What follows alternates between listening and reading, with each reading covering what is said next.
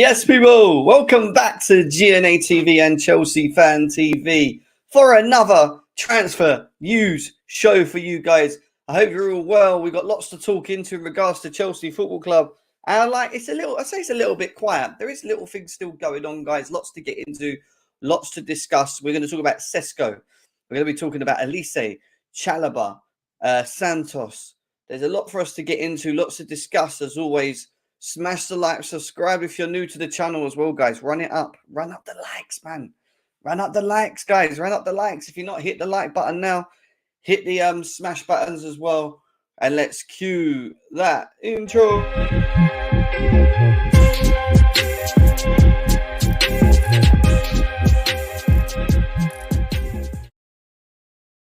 Yes, people, welcome back to GNA TV and Chelsea Fan TV for another show. I hope you guys are well wherever it is that you are around the world.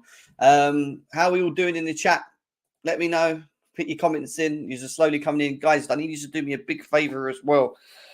So YouTube have decided to demonetize GNA TV as a channel, which basically means that they're just not kept us assigned with them. I'm allowed to appeal it, and the appeal time is going to take a little bit of time, which means on GNA TV, you're not going to get notifications. Obviously, you're not going to get the video, like when you get the videos in between things going on as well. So there's a lot of things that YouTube have decided to take away from our advantage as GNA TV, but it doesn't stop us from going live, and it doesn't stop us from still doing these shows. Guys on Chelsea Fan TV, it doesn't apply to you guys. You're right over there. It's just on my channel on GNA. But we are on the road of nearly getting 10K subscribers as well. So if you are new here, guys, please make sure you subscribe to the channel. I'd massively appreciate it if you could do that for me. And yeah, I hope you guys are all well. I'm going to try and sort it out. But listen, YouTube, I don't know why they've decided to do that. What we're doing is bringing out good content, good football content. I don't really understand why they've decided to make that decision against us as a channel at the moment, to be quite honest with you. But Leo, how are you? DJ Savjay, good to see you. Daniel, who are we going to get at Chelsea now? Well, this is the question. Who are Chelsea going to get? No Sesko? That's what we've heard today from Fabrizio Romano. We've got lots to get into, over 100 people in the building right now, guys. How are we all doing? Let's start with the Estevao news, because not only have we not had Maresca announced yet, which I found slightly weird, but at the same time, he's in Marbella. He's probably having a holiday, and they're probably delaying it due to him being on holiday. Should be announced soon. But Estevao's gone a bit quiet, because we were told there was pretty much a near here we go, but we've not actually had the formal confirmation to say that he's been signed. Chelsea are closing in on the final stages of Estevao, William, for Palmeiras for 87.5, 9 million plus 60 million add-ons. The signing was delayed, but it's practically done. There's only minor details remain. So it is still done. It's just, again, taking a bit of time. We know Euros is around the corner as well.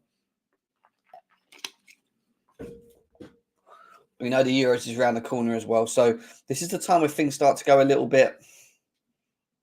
But the one thing we were promised was news in and around Sesko, if he was going to stay, if he was going to go before the Euros, and we've had that. That has come out, guys. So big up to everyone that's coming through the door right now. 150 people in the building, guys. How are we all doing? Good to see you all. Keep smashing the likes, please, guys. Hit the thumbs if you can. That will help push the channel out as well. We are going to talk about the striker thing. So Estevao, yet to be announced, but it's en route to be. Now, the next thing we're going to get into is Trevor Chalobah news, because we had news from The Athletic today saying that Trevor Chalobah doesn't suit Enzo Maresca's methods of playing. Don't make no sense to me. That comment makes no sense. Chelsea do not believe Trevor Chalobah suits Enzo Maresca's methods of playing out from the back. So when they say Chelsea, do they mean the board? Do they mean the sporting directors? Who are the people that are saying he can't play in the Maresca-based system? That's what I want to know. Because if anything, he suits more of the Maresca system than what I've read and seen. 3 at the back. The guy started off at a 3 at the back under Tuchel. Played very well. In fact, he's probably, out of all the defenders that we have available now, the most comfortable playing in a 3 at the back. And our excuse is we don't think he will suit Enzo Maresca's methods. Now, listen, we don't know what Enzo Maresca's methods are. We don't actually know what his plan is. The club do, the board do. They know what he wants to do with these players. But if it is a 4 with an inverted fullback and then having 3 defenders at the back, you're going to want him in it. Can play out from the back, comfortable on the ball, calm, more calm than I've ever seen him, more experienced. I just don't get that comment. I don't really understand what they're waffling about. Yes, Steve, how you doing as well? Blue Legend, good to see you. Do we back him for Osman? Listen, the Osimhen thing's not gone yet, I don't think. There's also Alvarez as well, which we're going to be talking around in a second. Lots to talk on around in the striker. We've got the panel joining as well, guys. We're going to get the panel in sooner rather than later to jump in. We nearly got 200 people on the way here, guys. Keep smashing the like, share it out. Let's get the likes up, guys. Genius Gamer, how you doing? Until the Euro starts, we were going to get a lot of stories and BS. Yeah, I hear that. And a lot may happen over that. We've been told that our owners will be at the Euro games, which tells me they're not going to be that. Enzo Maresca formally will have a squad before pre-season because they want to get things done earlier so that he can have more time with them over pre-season. But then obviously you've got the Euros and other things going on, Copa America, which means you're not going to have every single player that you're going to require as well. Yes, Genius, how you doing? So it's a bit of a tough one. Jem, are they not the same that reported Levi Colwill was going Bayern Munich? That has been rebuffed by the club as nonsense because he's not for sale. Probably. I mean, this is the Athletic as well. So I think Liam Tooney, whoever you call him from the Athletic, was the one that called this out to be. But I heard about this Levi Colwill news to Bayern Munich, and I didn't really pay much attention. It came from Plettigol, who is all right. He is a German reporter, but from that, Fabrizio Romano squashed it and said there's no talks between Bayern Munich for Levi Colwill. There's no reason why Levi Colwill will leave the football club as well as it stands. Trevor Chalobah, I'm just a little bit confused about this situation. If that's the reason why, then it's a very weird reason. Doesn't really make sense to me. He can play a 3 at the back. In fact, he can even play at the 4 at the back. He's better equipped to play as the right back than most of the players we have anyway. So I don't really get how they've worked out that. That made no sense to me. Chelsea must sign Olise and Alvarez now that Sesko is staying at Leipzig. Listen, I wouldn't put the Alvarez thing out the window as well, but it's looking very unlikely that we'll get someone like him. And there's a bit of news that's come out about Alvarez as well, which we're going to talk about and go to very soon. But I want to start with the striker talk, and we're going to talk about the comments that we had from Fabrizio Romano today in and around this guy, Sesko. Now, Fabrizio Romano has made it very clear for a while. Sesko will make a decision before the Euros on whether he stays or he goes. Well, we've got an exclusive today, and it was today that this news was released about Sesko. Benjamin Sesko has decided to stay at RB Leipzig and sign a new contract on improved terms. Decision made for the talented striker, similar to what Haaland decided back in the days of Borussia Dortmund. Sesko will stay at Leipzig for a new gentleman's agreement for future exit. Listen, I don't blame him, to be quite honest with you. He knows he's still very young. He knows he's still very raw. Maybe he wants to prove himself more. Maybe he feels he should be worth more. And maybe he wants another year of that with a gentleman's agreement that will allow him to exit at any period in the future in a summer window comfortably for a specific amount. That amount being at the moment around 55 odd million for Sesko. But if he goes into next season and bangs another load of double-digit goals, sits up there as one of the highest strikers on paper, you're talking about this guy's market value going up another 20 odd mil easily. And then you're looking at night a 75, 80 plus million pound striker. The older he gets, his development has to continue. If his development goes stale next season and he doesn't really start firing, or if he gets an injury, people won't buy him. Well, they may still, but it won't be for what any more than what we've already seen this season. Am I that annoyed that we're not getting Sesko? Not really. I'm not like crying about it. I get it. I get it from his perspective. I get why he's made that decision. Sounds like a big release clause. Yeah, because they want him to have another season to develop, to maybe hit another load of double digits so that they can add more onto the release clause. Onto the market value, which will then increase his value as a player. They know if they let him go for 55 million and he goes on to another club, in a couple of years he could be worth over 100 million. And they would have thought to themselves, why didn't we hold on to him? Maybe then we could have made a bit more money on him. Do you know what I mean? Guys, over 200 people in the building. Make sure you're hitting the like buttons, guys. Please hit the thumbs if you can. That will help spread it across as well. Share it on all your socials as well, guys. Across Twitter, everything. Please, that would massively help us. Alvarez staying also. Trash strikers incoming. Listen, the striker market's not good, guys. The striker market is not good whatsoever. This ain't a shock. Sesko not being available. Gakares isn't looking like we're going to even bother. Osimhen's being overpriced. Osimhen's been overpriced. You know, and then who you got left? I see people talking about Duran. Yeah, we're going to sign Duran. Yes. Chris Wood. Who do you want next? What's the other guy called that everyone's talking about? Is it Is it Gearhe? Whatever his name is. Gearhe. I've been watching now. Not really too bothered. Not as if we have a great luck with Leipzig strikers anyway. Mark's comments there. That's the problem I have. He's going to be priced out of our budget. Yeah, but that's the decision they've made. That's not something that Chelsea have done wrong, or anyone's done wrong. In fact, you can't do f all about it. Like if the player decides to stay and do what Haaland did, put a gentleman's agreement in place so that he can go comfortably when he's ready, and then the club benefit from it because he performs another year. It's just added to his development. If anything, he should be a lot better next year than he was this year. You know, what about taking a chance on Tony for 40 million? Maybe. Ivan Tony for 40 million or 50 million or whatever it is that we're going to do on. Why isn't FFP not coming for Chelsea? Did you go on Twitter, bro? Just read about it. Go on to Chelsea, right? Chelsea FFP. Read the articles. You'll get your answers. All right, mate? You'll get your answers. Yeah, but Chelsea won't be doing that anytime soon. That's the thing. They just won't be doing it.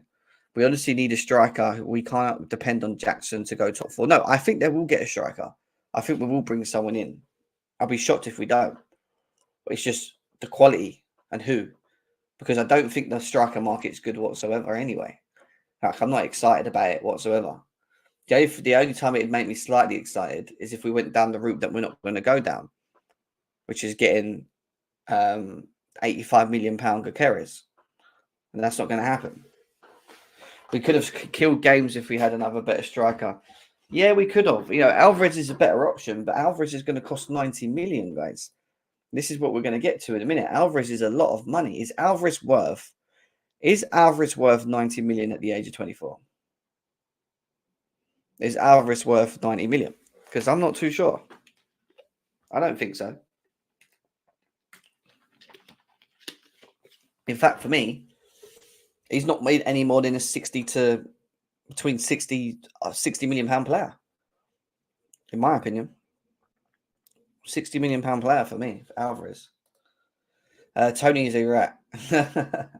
That price for Osimhen will drop. Maybe it will. Maybe you'll force it to drop. We have Nkunku to come back into the side. Goals won't be a problem. Yeah, but we said the same thing last summer when we brought him in.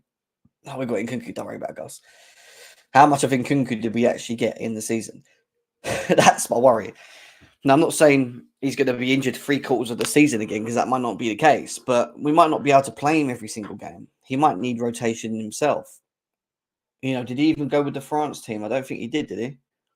Did Nkunku go with France team to the Euros? I don't think he did. They need money. Chelsea should go for Julian Alvarez. Yeah, we're talking about that now as well, but 90 million is a lot of money. Yeah, 65 million, maybe, yeah. 55 million euros. Tony makes sense. Listen, if we're talking about how crap the market is and averaging and maybe just bringing in someone to help develop Jackson, Tony would be a good shout. Tony would be a good shout. There's talks about that Jonathan Duran from Aston Villa as well, which I know some people are quite cool with that. I'm not. I don't really get that. I don't get Duran as well. It makes no sense. Yeah, and that's the Sesko news. And then we go on to Alvarez. Now, the news in and around Alvarez is that if he does leave City, apparently Real Madrid is his first choice. Now, listen, Real Madrid are going to want to have to buy him first, obviously, but for £90 million, there's not many teams in world football that are going to want to buy him. His first choice destination is Real Madrid. Well, that's like most. Yeah, Gracie. This is the other one that I'm hearing a lot about. But, you know, look, anything could happen. There could be new strikers being brought into these situations in the next month or so. There probably will. There'll probably be someone that we're not even aware of. Duran seems a bit too obvious. Sesko's not happening now. Alvarez, I don't think is going to leave because I think Man City are going to give him more football time. And if De Bruyne is not around, I think Alvarez will stay at Man City. Osimhen's too much. Unless they drop the price for him, which they're not going to do because they're Napoli. Ivan Toney is low risk and play Premier League. It's just, you know, he falls out of their bracket of how old he is and stuff, which I don't know if they will even look at that.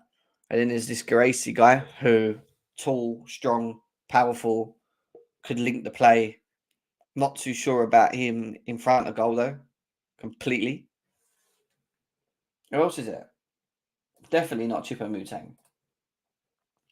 Enzo's got to convince him during the Copa. Enzo's got to convince him during. Yeah, Enzo Fernandez. Yeah, potentially. Or we don't want him. They have Mbappe. Exactly. Do not pay overs in the shit market, and this is the problem, Couch. But we do need someone, so they really have to get this spot on. It has to be the right. It has to be the right person.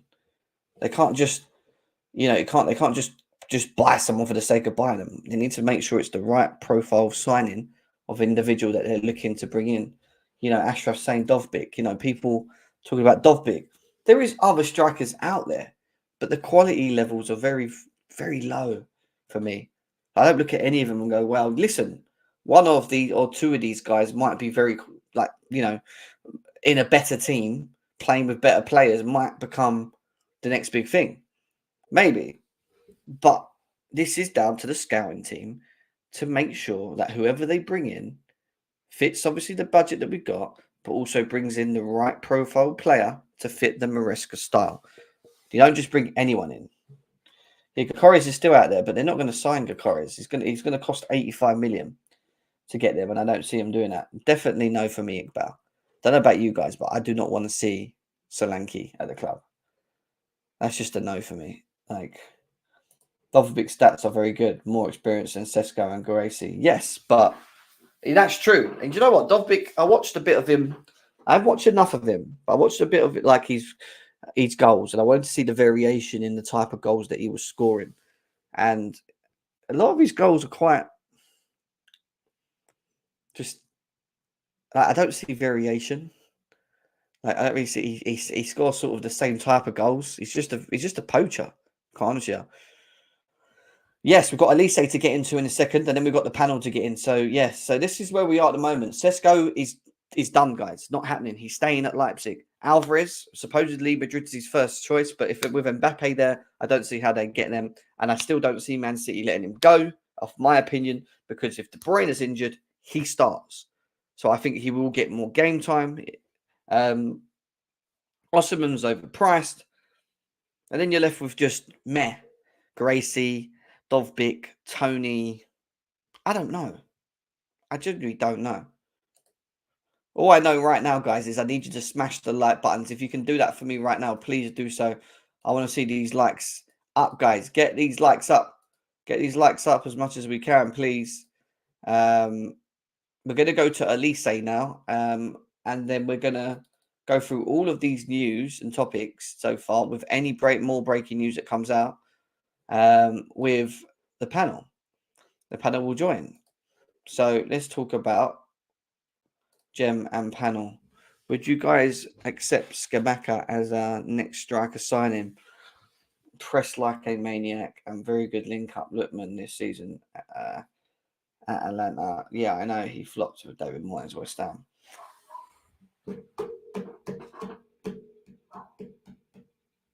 It's a weird one because I actually like the Atlanta manager. Someone I actually really liked. Big up Joey in the building. It's a tough one for me. Scamacca would give you good aerial presence. He would give you variation to shooting and goals. He does work hard off the ball. I don't see Atlanta letting him go. Would he suit what we're trying to do at Chelsea?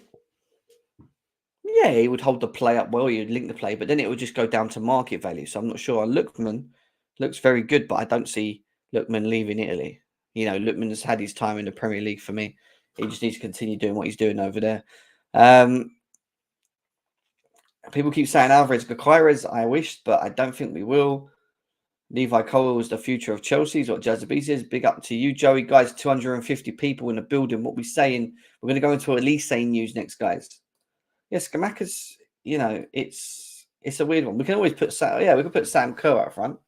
Can't we just tick Sam Kerr up front for us? He's improved a lot. I had another hear me out name. Enderman, I don't know who that is.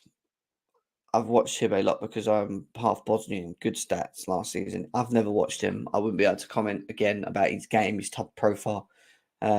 Interesting. Vlahovic keeps getting mentioned as well. Listen, the thing with Vlahovic is he is a goal scorer.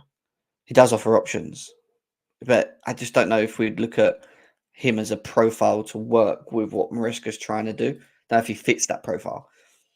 Jonathan David probably would suit the system, but he's just another development striker, someone that we would have to work with, with Jackson, which is probably what we're going to do. We're probably going to go and get someone like a Duran or someone who's like developing to just go next to Jackson and just be able to rotate. Well, we know Jackson's injured at the moment. Obviously, he had a tear in his ankle, if I'm correct. So we're waiting to find out how serious the injury is, if it's 3 to 6 months or if it's just a couple of weeks from the scans. Zersky as well. Yeah. So look, let's get into Olise news. We are going to go back to the strikers, guys. We are going to come back to that. I just want to quickly get through this news and get the panel in, and then we can talk about the strikers all together. Mr. Ornstein comments on today. Now, the one that's really interesting, the one that Chelsea fans really want to see at the club is Michael Olise. That's the one that Chelsea want. A development in recent days is that the interest parties have been advised to strike a deal. Let me put this in there.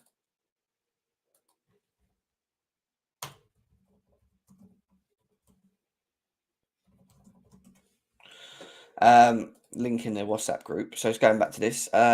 With Crystal Palace before attempting to agree terms with Olise camp. Often when there is a release clause, as is the case with Olise, it is done the other way around. But in this instance, suitors will need to go through the front door. So you go through the front door, you agree with the club a release clause, so that activates the contract, and then allows Chelsea to then supposedly agree personal terms with Olise. Now, we've been told that Chelsea supposedly already done that. Personal terms are not a problem. The issue now is being able to structure the club payments with the club of Crystal Palace. So will Chelsea be able to get it done, or will Man United come knocking on the door for Olise? Will any other suitors look to try and sign him as well? We have to wait and see. Fabrizio Romano then highlighted after what Ornstein said by confirming that Chelsea want to get Olise's deal done before July. So this means that we're going to try and sign him whilst the Euros are on, which is no problem because he's not playing. And I'm pretty sure this is why Bowley and Egbali are paying money for the likes of Winstanley, Stewart, Shields and all these to be working while things are going on. There is a meeting scheduled in the next few days with Chelsea. So Chelsea want to get the Olise deal done before July, and there's a meeting scheduled in the next few days. So don't be shocked by the end of this week. And that was via Fabrizio Romano. Don't be shocked by the end of this week if we get any more news on Mr. Olise coming to Chelsea.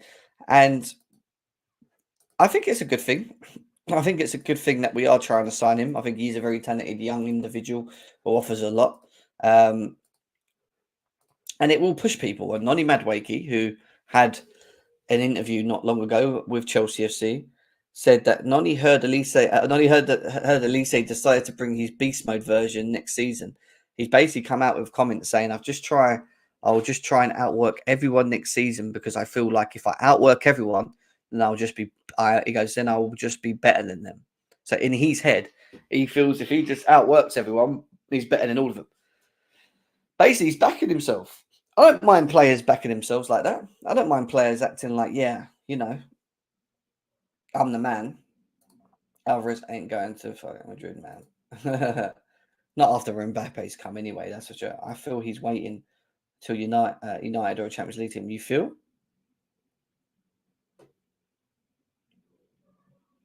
Yeah, the Real Madrid thing don't make sense to me. I'm going to be honest with you. Obviously, I know you guys are sticking to the strikers at the moment, but just going to finish off on this Olise stuff, and then we'll open up and talk more about the strikers because it seems like he's very keen to just keep talking about that, which is fine. We can do that. So, Noni Madueke is talking about improving his game, pushing his game, says he's better than everyone. Fairs, show it. We wait and see, and maybe, and I don't want to scare you guys. Maybe we've got a here we go for Olise. Maybe. Chelsea have activated the 35 million release clause into Michael Olise's contract. Deals advancing to the final stages. Clause has already been has always been there despite denials of all third parties. Olise already said yes to Chelsea. Time to fix the details. Fabrizio Romano. But don't get excited because guess what? Guess what? This was last year's. This was last year's. If you remember, Chelsea were like that far away from getting Olise until they started throwing the law at us, shall we say? And why I brought this up to you guys is when you look at how much we could have got him for last season. Look at how much we could have got him for last season. 35 million. Now we're going to pay 55. We could have got him for 35 million, guys. The tribunal stopped it.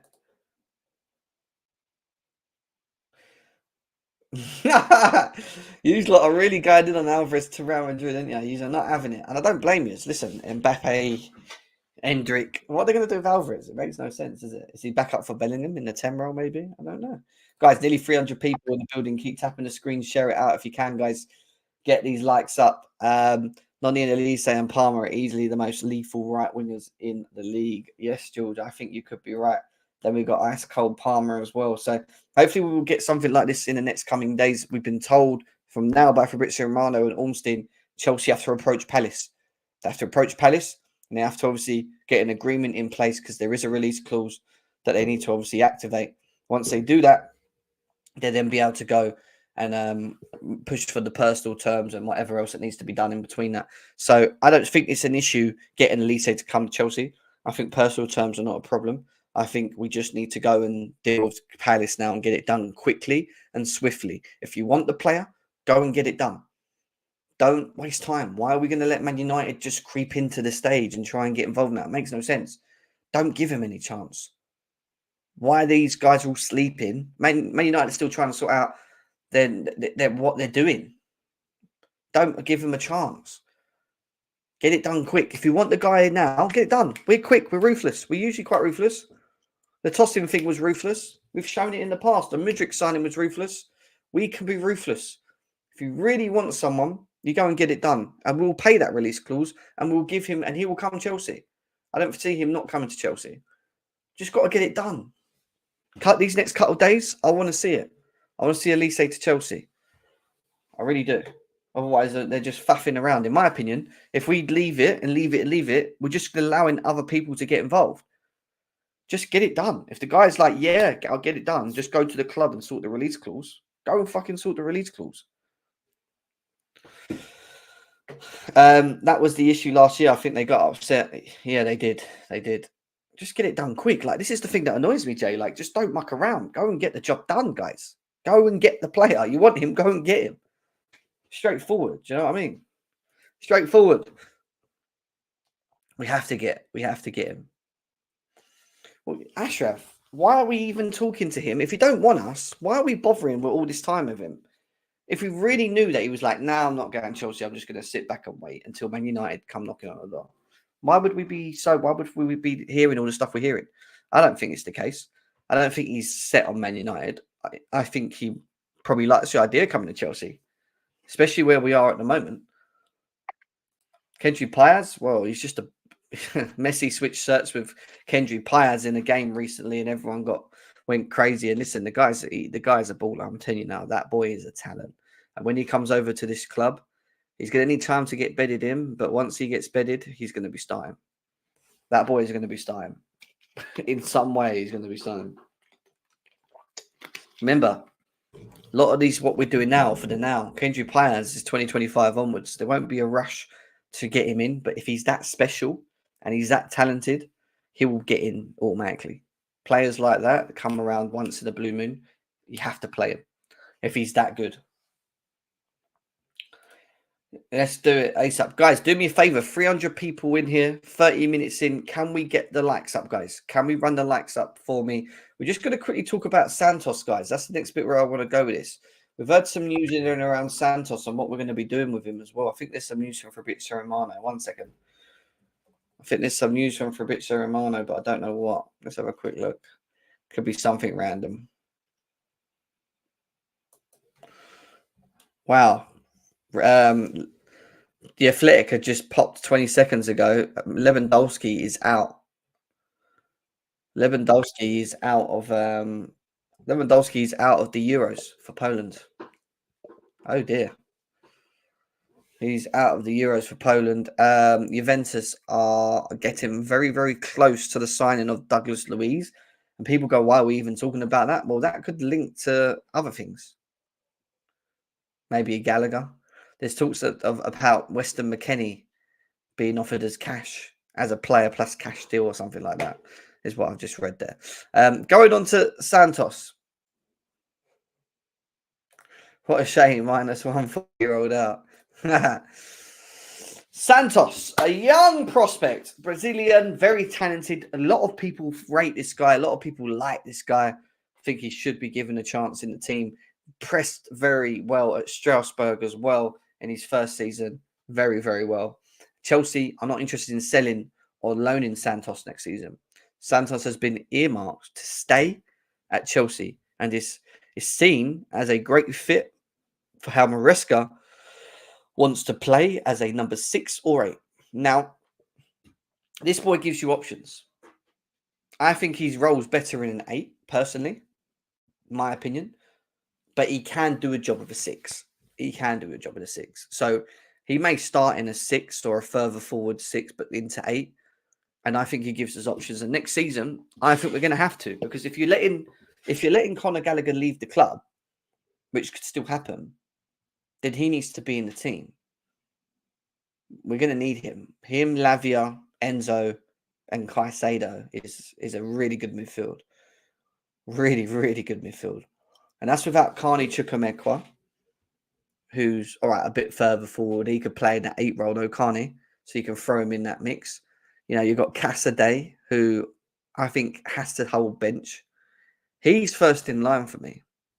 He definitely is first in line for me. It's just, what do we do with? And again, you've really got to look at how well the board have done in signing young players like this, and them in playing in the way that they have in their first season for Chelsea on loans and improving their market values and improving as a player. These are the things that we want to see. You're going to bring in young players. We want to hear about them. I want to hear about them. I want to hear people saying, "Oh my goodness, this guy is a baller." Like, that's what we want. That's what we want as a club. Exactly. So these are all good things. It only means Gallagher is gone. Yeah, fine. You know. Yeah. Oh yeah, Leslie. Don't forget about Leslie. Leslie might even be good in the future. In fact, Leslie reminds me a bit of Obi Mikel. Like, you know, that type of player that you just don't want to see playing all the time, but he's very effective. Like when he comes on the pitch, he might in the next on a loan, if on a, maybe on a loan or whatever, come back and be that option for us. Someone that just sits, that's just solid. You know, we miss them type of players in games. You know, over 300 people in the building. Smash the likes, guys. We should be on 100 likes. We've got over 130 people on Chelsea Fan TV. Welcome in. 100 people on Twitter right now. Big up to you guys. And nearly 100 people on GNA TV, guys. Make sure you hit the likes, guys. I did tell you about GNA TV. We've been demonetized by YouTube. I don't know why. They've just removed us from the program at this moment in time. I have to appeal it, which means that they're not notifying my channel anymore, and they're not really going to help push it out. Doesn't stop us from going live, but what I do need you to do is just keep following it, guys. Follow it and hit the bell notification button, guys. There's a bell notification button below this channel, or wherever you're watching. If you hit the bell, it will always tell you when we're live, guys. Because if YouTube ain't going to push us out, then please do that, because I don't really get why they've done that. I've worked so hard. It really annoys me because I've worked so hard. I've worked so hard to like get my channel to where it is now. I've consistently like on here trying to push out shows for you guys and this, that, and the other, and then they reward me by removing me from the program because of something we've been doing in the last. I don't know. They've been reviewing our channel, and there's something I don't know what it is. They've not told me what it is, and I don't really know what we've done wrong. All we've done is provided good stuff, you know. So I don't really know. So I'm not the only one, though. There's a lot of people that are all struggling with the same thing. So it's just a shame because they're meant to be helping people like me get across YouTube a bit more, and they're not doing that no more for me. So I'm a little bit sad about it. I'm not going to lie, but I'm still here. I'm still here. I'm going to still come on, and I'm still going to push. And the only way I can push is help you guys helping me, just getting the likes up, because the likes really help me, and subscribing to both channels, Chelsea Fan TV and GNA TV. GNA TV is my channel, guys. It's literally in my name here. You'll see it right here. GNA TV. This is the one that they've demonetized at the moment, but I am still live from there, and there's still people in here watching us at the moment. So please go and give it a follow if you can. So yeah, a bit annoying, but we move. I thought I'd let you know that. Yeah, I know, Josh. It really annoyed me, bro. Yeah, it's just upsetting, man, because like you put all of this in and you try and like push, and then they just do things like this, and it's just like, what the hell? All jokes aside, good Willie, it's just a setback for a comeback. Yeah, of course, bro. We keep going, man. We're strong, man. We got this. It's probably in it, right? Ornstein. Let's go and see what Ornstein's saying. So yeah, that's the stuff on Santos, which I'm quite intrigued to see, and I hope that he does get a chance. You'll see him in preseason. You'll see him in preseason with Maresca as well. So a lot to witness and see how he plays in the new formation and style. Right, back to strikers. Ornstein has dropped, and Ornstein's comment with his dagger to finish off on top of a dagger is that Benjamin Sesko's new contract is set to extend at RB Leipzig. Stay by 1 year to 2029. Stay by 1 year to 2029. Not expected to include formal release clause, but mutual understanding of a suitable price range for the striker to exit if/when bids plus right project presented. Okay. That's interesting. We'll give that a little quick share as well. So let's read that again. Benjamin Sesko's new contract set to extend at Leipzig. Stay by 1 year to 2029. So from now to 2029, but it's not a formal fixed contract, from what I understand. Not expected to include a formal release clause, which is intriguing actually. What they've actually agreed with him is a mutual understanding of a suitable price range for the striker. So I don't get what Leipzig are doing really, because that would shoot him in the foot. If he performs better next season and then stays and performs better again next season and he's ready to go, They could have 100 million plus striker in their hand. What are they going to do? Sell him for 60 million? So what does that mean? But a mutual understanding of a suitable price range.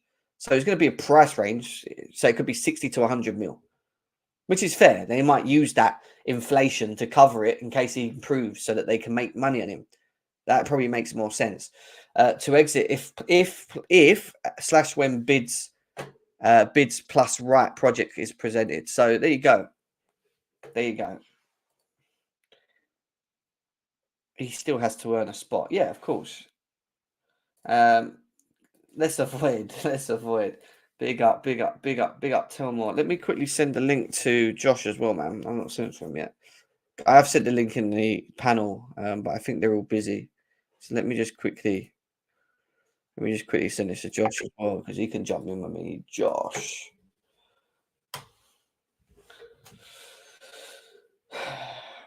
Josh, you have the link, bro. If you're free, come in, bro. Come in if you're free. No problem, Jay. I'll pass on your thoughts. Price range between 60 to 80 million, probably. Yeah, I reckon 60 to 80, maybe a bit more, depending.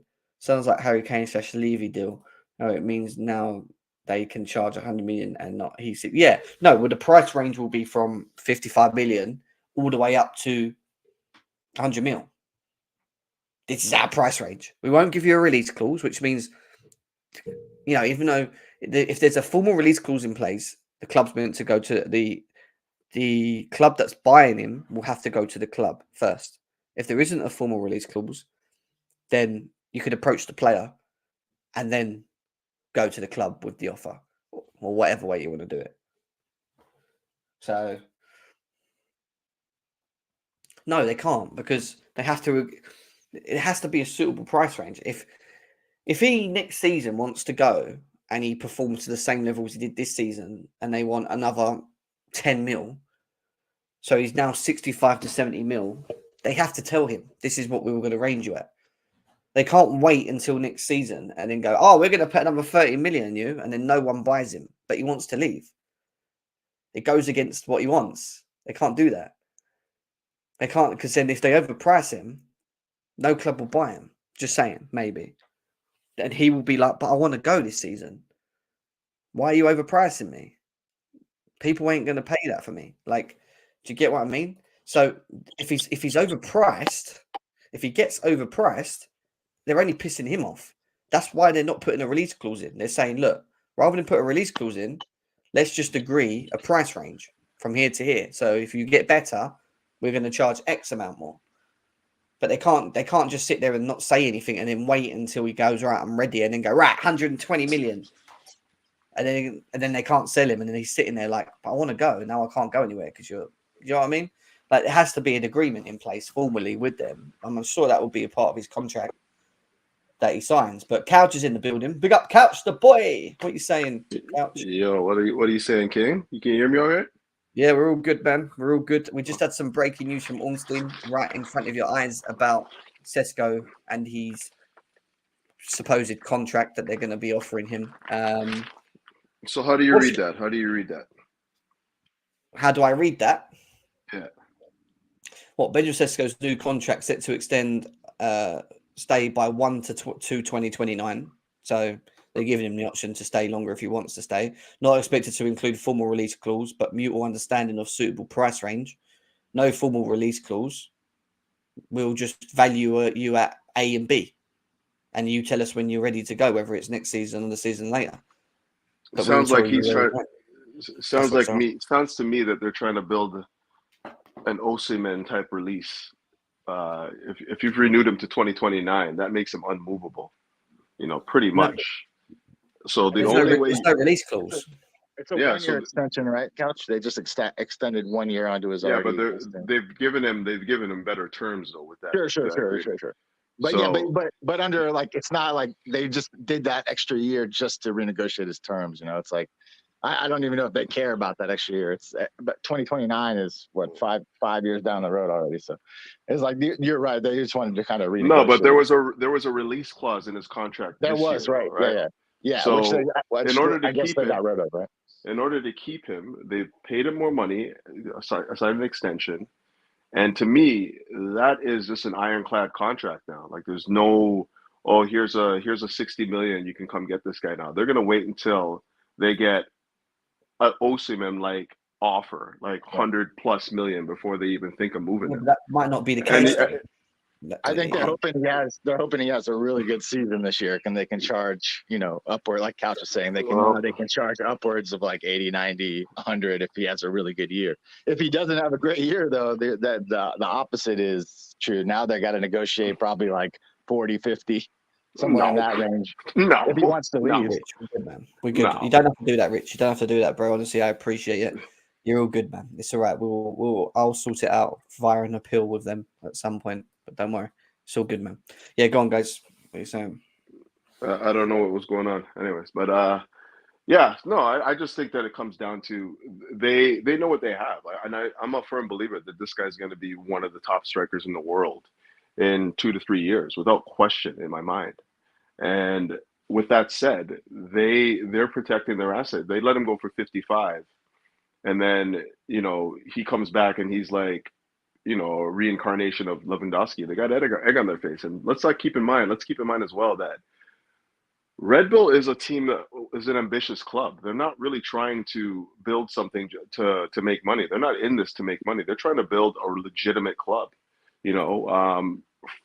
Obviously, players don't necessarily want to go there as is, because there's just actually no history there. So it's harder for teams or harder for players to want to stay there and build the project. But if you got a player like Sesko that wants to stay, you give him a premium salary, they're going to want to keep that player. They're not a club that just is going to look to sell players on. I don't think so, at least. I could be wrong, but I don't believe that that's what their model is based on right now. They're trying to build something legit. Well, right, you hit on part of that too. Sorry, go ahead, John. No, I was just going to say, just to squash this Dovbyk talk, apparently Athletic Madrid have a verbal agreement with him. Just saying. There we go. Well, not that means anything, right? I don't think it means anything, but that's what I've just read 50 minutes ago. But yeah, go on. Well, yeah, I mean, Couch hit on this a little bit too. Yeah, part of this is it's not just RB. Part of this was Sesko saying, "Yeah, I'll stay. I got it." He did have a release clause, so if he did want to leave, a team could have paid that 60 mil or whatever it was, and he could have left. But part of this was him saying, "Okay, I'll stay another year, or whatever, see how it works out. Maybe something better, makes itself available next summer or whatever." But it's a bit of both things. Both the player decided he wanted to stay, and the club decided they wanted to keep him. So. Well, they made him. I'm certain they made him a really, really, really good offer. They have the capability of doing that, and I'm sure that factored in. Like his contract offer. You mean they gave him like that? Oh yeah, for sure. That hasn't been. That'll be interesting to see if that gets leaked. If Fabrizio releases the stipulations of his contract and stuff. But yeah, I'm sure there was definitely a pay bump. I mean, you got to imagine there was. Yeah, so I'm sure. Well, it leaves a very narrow market now, because you eliminate Osimhen because we know he's overpriced. We know Sesko's now staying. Kokoris, there's no talks around anything around him anyway. And then you look at it and you go, right, so where would we go next? Is it going to be a Duran, a Tony? Where are we looking next is the question, because we do need a striker. So what are we doing? What is the plan here? We're gonna use our scouting team to go out and try and find the next big thing, and that's on its way up to develop as well, like Jackson, and just have two young developing strikers in the team, maybe. Or are they gonna find someone for a little bit cheaper but has a bit of experience, is a bit older, that can lead the line and just switch? I'm a firm believer that you don't just buy just for the sake of buying. You really have to be able to outline targets, find targets that are actually going to be building with you going through the future. There's no reason to put money into the market just for the sake of saying, oh, well, we need a striker. What happens if this happens and this happens? If the market does not allow you to bring somebody in that can make a difference in the squad, then don't bring him in. It's just that simple, right? I don't think that we struggled to score goals last year, to be honest. I thought that we were actually really good at scoring goals, despite the amount of injuries we had. We had a lot of key injuries to players that we'd expected to score, 15, 20 goals, in Nkunku and whatnot. And, there's going to be natural progression within the squad as well. Let's not forget that. These players are going to get better. I'm not saying that I expect a Cole Palmer to duplicate what he did this past year, but I expect him to be in and around it. I expect him to get in and around 15 to 20 goals.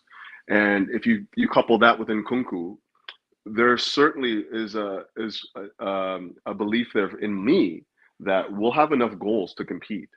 Goals aren't going to be a problem. It's the fact that what I think we're going to have trouble with is keeping them out.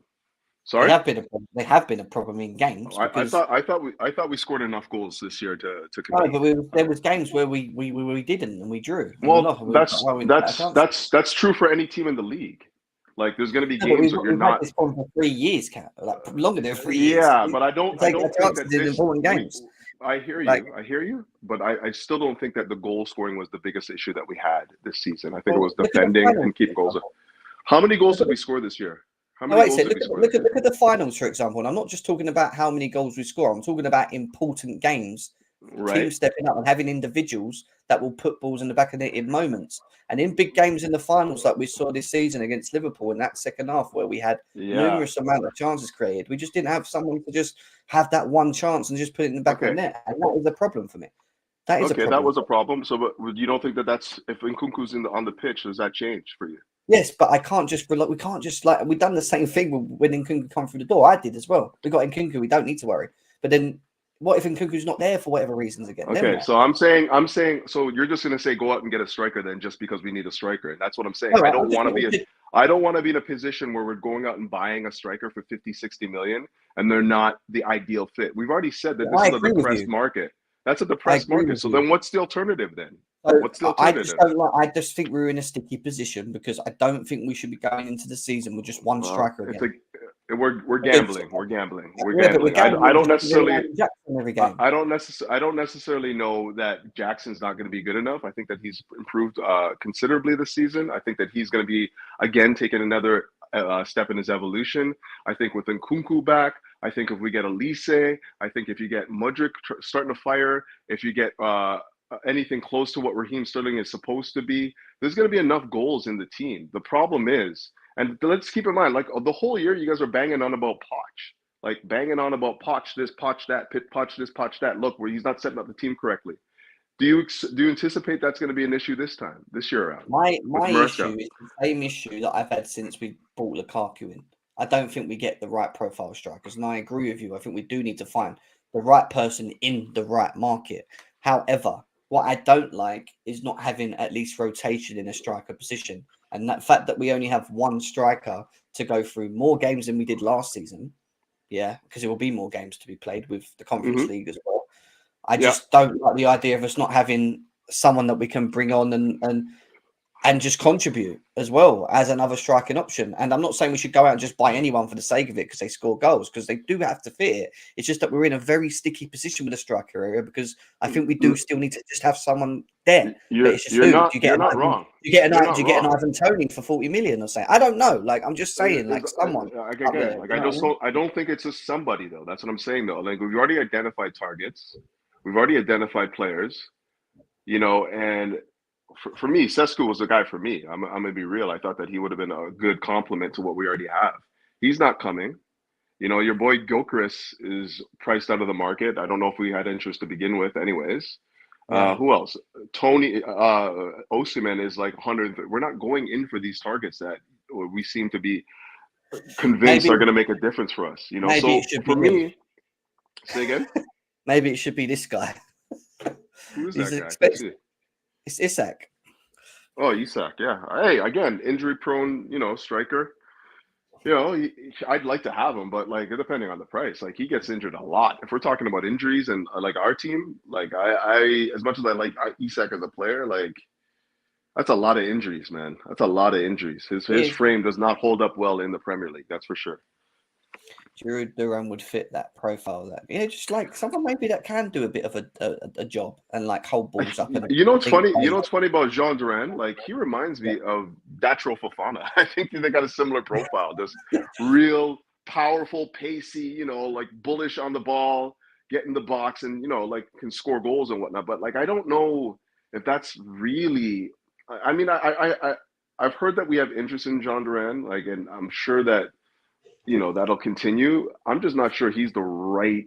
It just reminds me of Big Tech Jackson. I'm not even joking. I don't actually think he's Jackson. No, I wouldn't say he's much more Jackson is technically sound. I wouldn't say that. I would say the same thing about Jean Duran.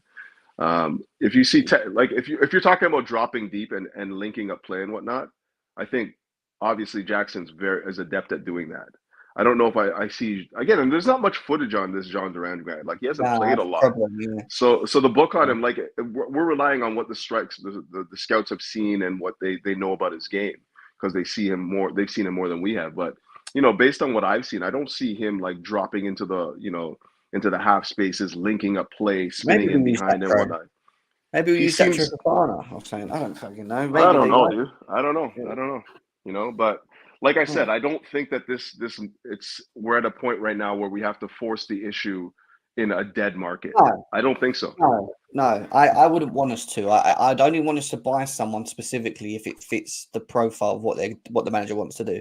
Even if it's like, oh, I wonder why we signed him. That's a bit weird. But then we see it. Do you know what I mean? And it works. But yeah, for sure. It's just who. I mean, what do you think, Josh? Do you think it's one of them ones like we need a striker, or do you think no, you just don't rush in the market if there's no one available? Like, did I miss a report? Didn't see the very beginning of the show. Did I miss a report where Julian Alvarez has said he's not coming or leaving or staying at City?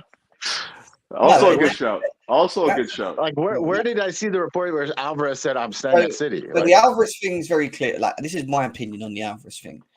De Bruyne is getting older and he's not playing as much for Man City. He plays in that role anyway. I think he wants more games and I think he's comfortable with City.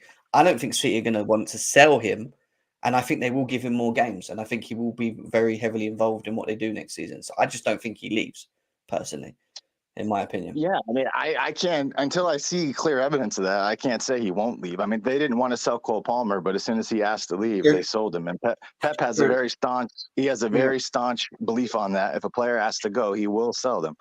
So if the price is right, it's possible. I haven't seen anything that says Alvarez said he's staying at City until I see that. I think that door is wide open.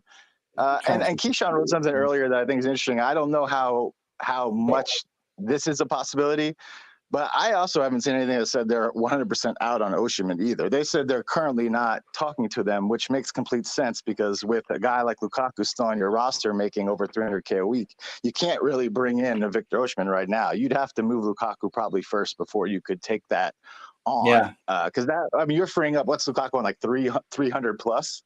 Yeah, I don't think Osimhen is asking for that much money. He's asking for somewhere that would free up, a sum of money that you could find a range for him, probably that would suit him. But until I see a hard no on that, that is also, I think, a possibility, especially if they get Lukaku off the books to say Napoli in the next, couple of weeks. But, I do think I agree with Couch. You don't want to just buy a guy. You don't want to jag.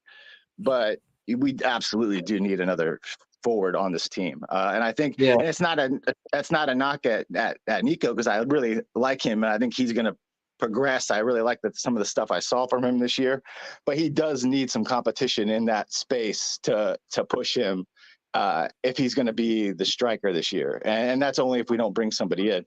I appreciate what someone said about Washington and Datro, but like those guys are still young too. They're not necessarily at the level to push Jackson, I think, to the level he needs to be pushed.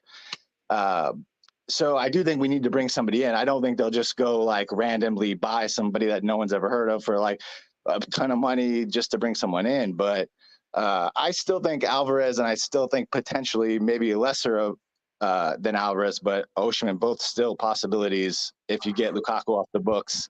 Sterling, I think will probably stay, but if he does leave, that's another large sum of wage bill off the books that frees up more money to go after a guy like Osimhen maybe. So I don't, until I see Fabrizio say both these things are absolutely dead in the water, I think both those are probably our two main options right now in this market. And that brings in perfectly timed before we go into this Olise stuff. Ads, aka Forward times 117, is in the building.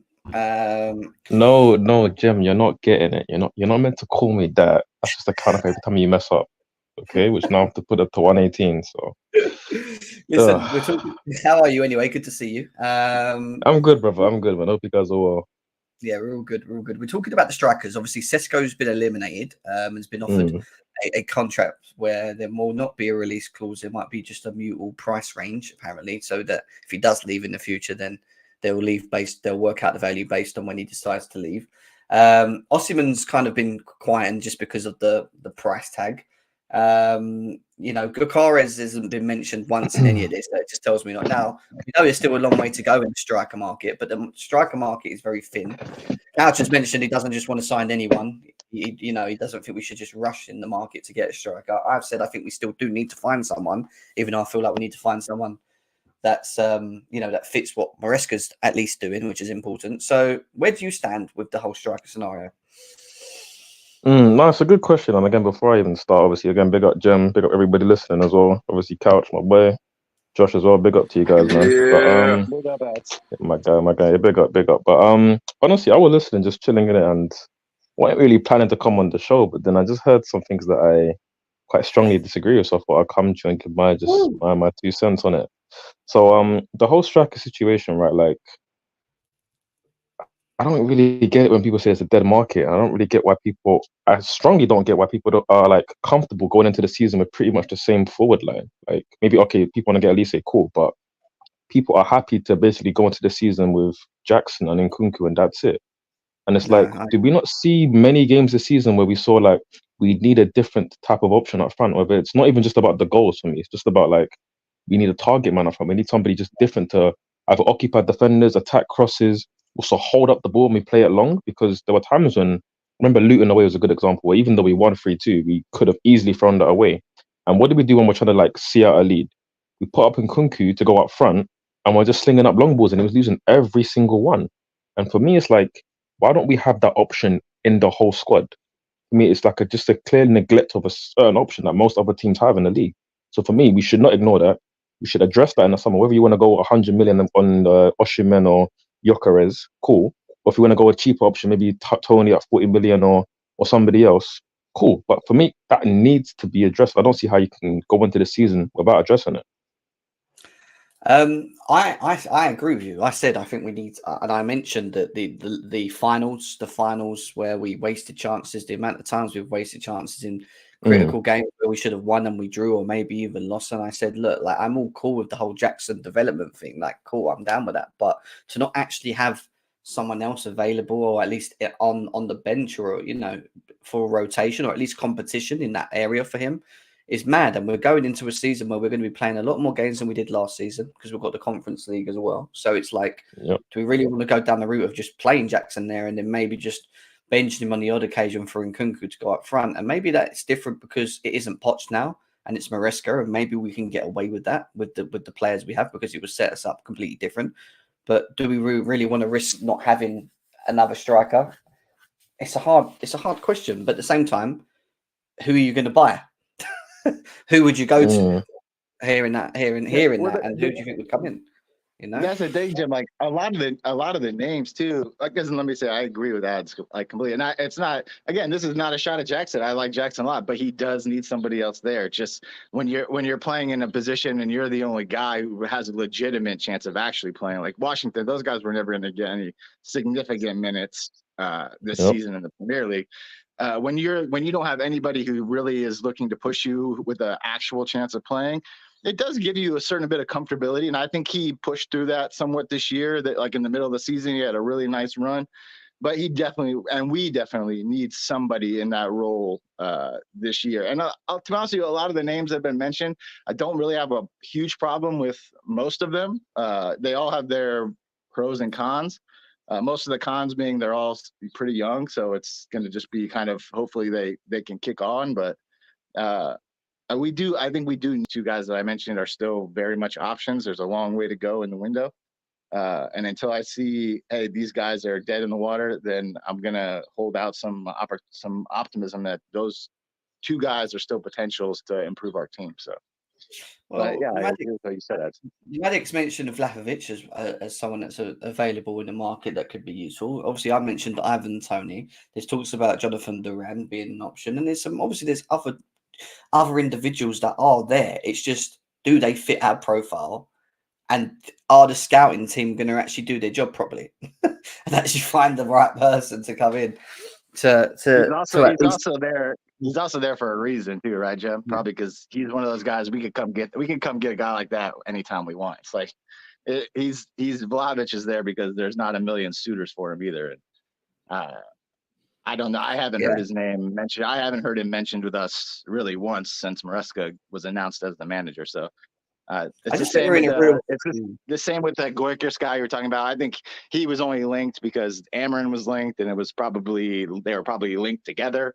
And you haven't heard his name once since Maresca's been mentioned. So I just think we're in a real sticky position here again, and it feels like we had this same conversation every summer for the last 3 years.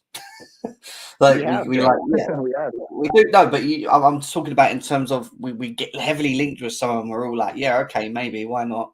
And then the plug gets pulled, and then it's who are we going to go to next? What we're going to do? Oh, we know we need a striker. Oh well, should we just stick with what we got? And then we moan about it when we're in the season, and we're like, we need a striker. God's sake! So it's like, it's just a kind of swear crap market, isn't it? Let's be serious. It's an absolute crap market. But see, this is why I also kind of disagree. Like, I mean, I get it. There's not like there's not that certified bagsman that we can go and buy and he's a guaranteed hit. Maybe there isn't that, but it's a changing market. Yeah, and there's a lot of options out there. There's a lot of options out there. Yeah. I think we talked about this before. Like the striker of old, I think a lot of people who watch today still have in their head, like that is kind of a dying breed. It really is. 100%, like outside of guys like Holland's like a goal guy. Like that's his thing. It's pretty much a dying breed. Like you look at like Real Madrid, they go get an Mbappe who's probably going to play forward for them. Well, look at his skill set. Is he just a striker? Hell no. Mbappe could play like 5 positions in the front line. Like you can play anywhere up front. Like so, these are what teams are like moving towards. Guys with dynamic skill sets who can play along the front four. Hopefully, if you have the ball, you're blitzing in the box. You got all these options now. I think that's what teams are looking to do going forward. And the idea of having like a number 9 who's like my focal point striker. Like I think that the days of that football are leaving us quickly. Yeah, and I completely agree, and that's why I'm not too pressed about getting like an Osimhen or a Gyökeres in that sense, right? I feel like we can operate without that. Maybe have like a goal scorers from wide B, like an Nkunku and Palmer. They can maybe put up 25 to 30 goals, you know, like or Olise if he comes in. However, for me, it's just about having enough of the profiles within the squad. Again, when you look at building the squad, you want to make sure that you at least have enough pace in the team, enough height in the team, just things that you want to just naturally tick off in terms of boxes for what you want in a team. But for us, I feel like you just look at all of our contemporaries, all the other rivals across Europe, they all have a target man striker. You look at Real Madrid, they didn't have a striker, pretty much people they didn't have a top striker this season that people rated. Now they got Mbappe, but they still have Joselu there. You look at Barcelona, obviously their main striker was Lewandowski, who has that physical profile. You look at the Premier League, I mean, I don't like the guy, but Arsenal had Havertz, and that was the option they went to later on in the season, and that was like a bigger option, could hold up the ball a little bit more, win headers. Again, City, of course, they have Haaland. Liverpool, they have Nunes. Like I'm just saying, everybody has that option. And for us, we didn't have that option the whole season. All we had was Broja, who we could see wasn't the same player post-injury. And that was it. We didn't trust Washington. We didn't bring back Fofana. Jackson isn't that. Nkunku definitely isn't that. For me, I don't even count Nkunku as a striker anymore. I count him more as a winger or a 10. I want to see him play there majoritarily. Yeah, of course. You want to see him play there. But if you're in a pinch, even when he came back, he never played on the left. He played as a number 9 predominantly when he came back from injury. He had a few games on the left, including Brighton, and he's obviously very good. I know he has played there, but I mean when he came back from his injury, he's predominantly played as a number 9. You know, coming off the bench as a number 9. But with that said, like yes, I agree, and you said exactly what I was highlighting earlier. You know, I don't want to force feed a market. Number one, yes, we do need a specific profile that can complement what we naturally have in the club. But again, it's not anyone will do. I'm gonna keep harping on that. It's not any striker will do at this point. They have to be able to do the things that we want to do on the pitch. You know what I mean? And like, I can't think of an aerial presence, a big physical striker, aerial presence, you know, who can bang goals with their head, you know, can link up play, run in behind. Like these are all the things that we're kind of missing right now. Like a big aerial presence that can just be, a 9, like a no dispute number Scamacca. 9, not like a 9.5, not like a whatever, like a hybrid number 10. You want You're saying somebody, those guys or don't exist in this market. You're saying I they say don't that exist. I say that there's not a lot of them, and for the style of Scamacca. football that we need them to play, Yo, Jam, you need to cut that out. Listen, Scamacca's a baller, mate. He's banging goals for Atlanta. Like, come on, he's playing high over there. They play high risk football. They press Wait, well. who? And he's a Scamacca. Did you say Oh, I Skamaka? thought you were saying Lukaku, like Lukaku. Oh, seen. No, I wouldn't get Skamaka, but again, profile wise, he does fit what we're trying to explain. So I do hear that. But again, what Clark is saying, like, I just disagree in terms of like everything else I agree with, but there's just the profile wise. Like, there are guys like that on the market that you can go and get. Again, this guy mentioned Tony. Tony is that example that somebody that you can go and get. Garassi's out there. Again, Solanke's there. I'm not saying that all of these guys I would want to go and get, but I'm saying that the profile is there, and if you put them in to go and do a job, they could do a job. Yeah, but again, like that's not a very good investment. Like if you're talking about guys that their ceiling is kind of like, He's right. Is Tony gonna get? He's 29. Is he gonna, or 28? Is he gonna get better as a football player? I don't know, man. Like you're talking about strikers, he could last for another 4 or 5 years at this level. Don't be a good option for us. I don't know. I'm not opposed to Tony. That was probably the only name that I've heard recently that might make me think differently. But again, like we're not seeing a lot of like growth in his game at this point in time. As a matter of fact, it's regressed, right? Right. And I agree.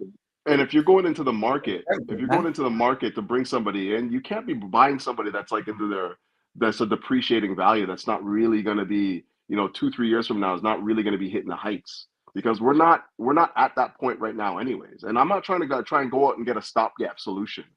I really think that if we're going to go into the market to buy a striker, it has to be the right striker that is going to be pushing what we have and obviously providing competition in places. And for me, there's just not a lot of guys that can link up play, be aerial presence, be technically sound, big and physical. Like there's just not a lot of strikers like that. There just isn't that can. Yeah, I agree. That can be the number one option. You're saying. Yeah, you want a number one option, basically. I'm not saying number one. I'm talking about a guy that even if his makeup and his style of play, or sorry, not his style of play, but even if he's similar to Jackson, like not quite where he is right now, but on the come up, you can tell that this guy, if in a couple of years, if he gets it together, is going to be a dynamite striker for you. That's the kind of thing that I need, but something different to Jackson. Like Sesko to me was a good pick for me. He's 29, isn't he? Like 28, 29, yeah? Yeah, but this is where like the age thing for me is like, it's more important to me is the profile and actually like ticking the boxes that, okay, we actually have somebody that can actually do that job. Yeah, but when you're talking about age, this is where it comes into play. So if you told me that Tony was on a free and we could sign him on like a 2-year deal on a free, I'd be way more open to that. But if you got to tell me I got to go pay $50 million for him, put him on a 5-year contract, now I got big problems with that. So now, I hear you, but just to quickly rebuttal to that though, like again, the expiry date on strikers is a lot older now. Like we've seen guys like Benzema, Lewandowski, Zlatan go well past 30s. Ronaldo, they go well past the 30s. Somebody like Tony, who's 27, 28, why would he be able to give you 4 or 5 years and you still sell him for like 20 million? Those guys very pick where they play though, man. Those guys there's not 40-year-old guys in the Premier League doing it on a week in, week out basis, dude. I'm sorry. And that might be the exception and not the rule. Like this idea that like because they're playing into the 30s that everyone else can do that as well. That might be the exception. I mean, Kane would have if he stayed in the league. Obviously, he left, but Kane would have if he stayed in the league. There's other strikers in the league who are a bit older who are still doing the job. A 4-year contract at the age of 28, he'd be 30. Yeah, that's what I'm saying. That's not that bad. 30 is not crazy. It's not terrible, but it does depend a lot. It does depend a lot on the player, and with Tony, there's a lot of red flags too that you have to be aware of. And that's true. When you're talking about that kind of investment, I think they take that stuff into consideration. I mean, and again, I wouldn't. The age thing isn't as big a deal to me either. If you told me that there was a striker 28, 29 who was on a free that we could have on a 2-year deal, say, and maybe test it out, I'd be fine with that. But I don't want to like invest a lot of release clause money and then contract money into somebody at that age that, to be honest with you, we've never seen in a big team. So it's like, did he make the English team? Did Southgate put him on that team at all? I think he did. Yeah, he's there. He's there. Is he on that team? Okay, so that's a positive for him. At least he's playing around some good players. But I don't know. That would be, that kind of name would be sort of a last case scenario name for me. If we just wanted to get, and then that would go against what Couch was saying for me of just going to get a guy.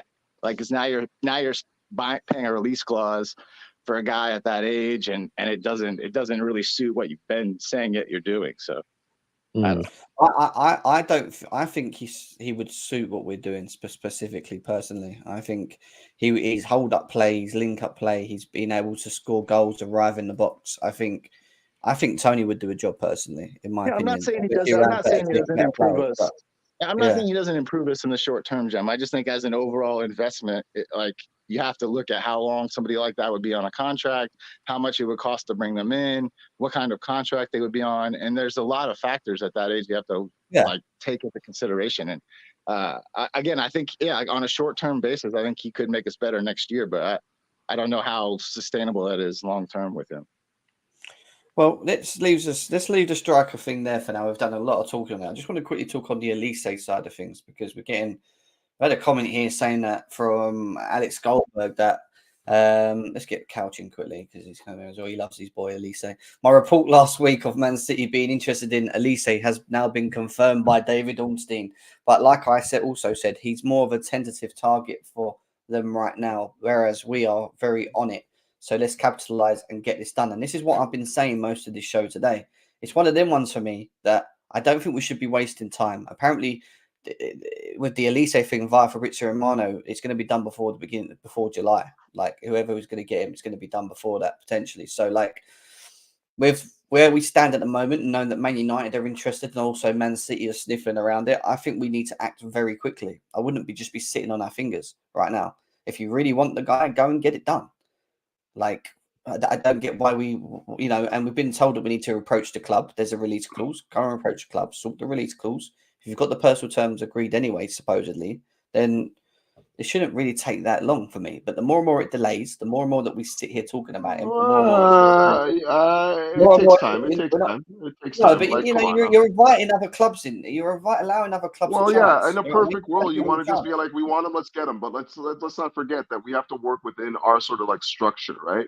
So we're trying to structure the deal so that we might pay a little bit more, but like it's over a longer period of time. Like if we play the release clause, you know how it works, man. It just goes right to the books right away. And that's not exactly how we've been doing our deals. That's why they take a little longer, trying to figure out what the parameters are to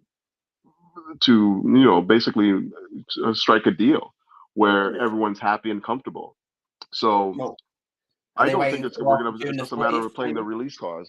Sorry? You think they're waiting for after June the 30th, potentially? I'm not sure. Maybe. I'm not sure. Maybe there could be, because obviously if you put him on this year's books, if you buy him now, it'd go under this period of books, wouldn't it? But I mean, the deal, I don't know if you can you buy right now? Like, if everything that you buy right now, the window's shut, right? Like, it goes onto the books for next year. Let's have a look. The window's not open yet, right? I don't know, Couch. I thought it opened. Didn't it open June 1st? No, I guess maybe not. I haven't seen anybody. July 1st. July. Okay, July. That makes more sense then. Yeah, July, and then because this year it extends longer. It ends like end of August? Or no, they closed it earlier this year. I wish I knew, but I don't really study it like that. But I'm almost certain that the transfer window's not open yet. I think they actually closed the window earlier this year, because I know how the last few years it kind of goes into like the first month of the season and stuff like that. I think they closed it like August 1 or something. I thought it was August before the start of the league, before the start of the Premier League. No. Oh, wait a second. I'm finding out when it's open. It opens on Friday, June the 14th. Where are we now? So it opens in 3 days. It's open in 3 days. Yeah. Which makes sense to what was it Ornstein said, that in the next couple, or someone said in the next couple of days, Chelsea have got a meeting with him. Probably makes sense, doesn't it, to be quite honest with you? Honestly, Jim, the more I hear teams linked with him, the closer I think it is to us being done with us. Because they already basically had this. They had this deal done last year. I mean, it was already. Didn't it get a here we go last year? I mean, it was basically done last year. They had to sort things with the club, I guess, which is what I'm assuming, working on now. I highly doubt there would be any issue with the player if that's not already done. So I think this guy almost certainly will be a Chelsea player. I don't know.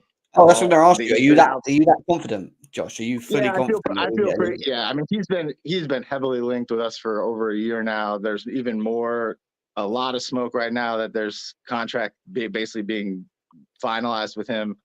I don't know. I feel like this guy. I would be really hard pressed if he didn't end up at Chelsea. I would.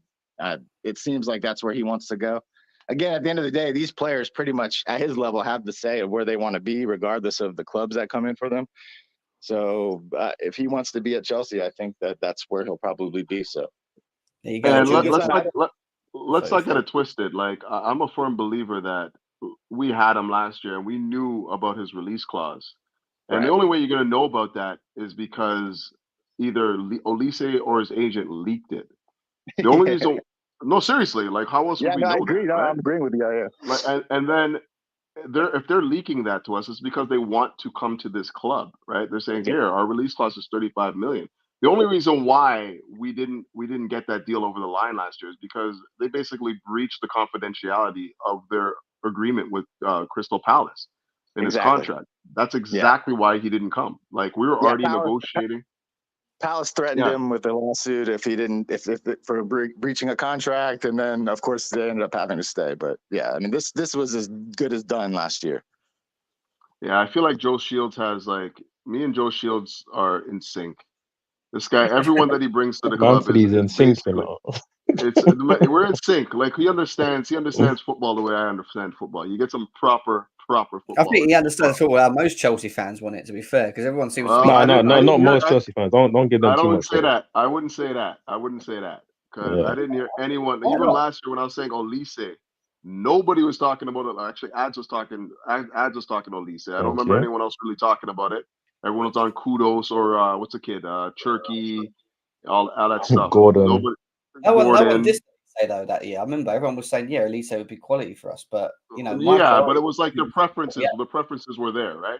I remember when I was talking to Lavia, people were talking about what's his face, Alvarez at West Ham, innit? Yeah. Yeah, he's at West Ham now, but that time when I was talking about Lavia, he was at what is it? Ajax. Ajax. Yeah. So me and Joe Shields have a special understanding on things, man. I think this guy likes the ball as I like. Mountain Gallagher at the club. That's true. Yeah. That is true, mate. How do we feel about it? I mean, Ads, how do you feel about Olise potentially coming to Chelsea? Well, I mean, obviously he's a baller. One of them last season. I'm even more certain that I need him this season. I like Josh's optimism in terms of how he thinks it's pretty much not a done deal, but like he's very confident we're gonna get him. Here we go.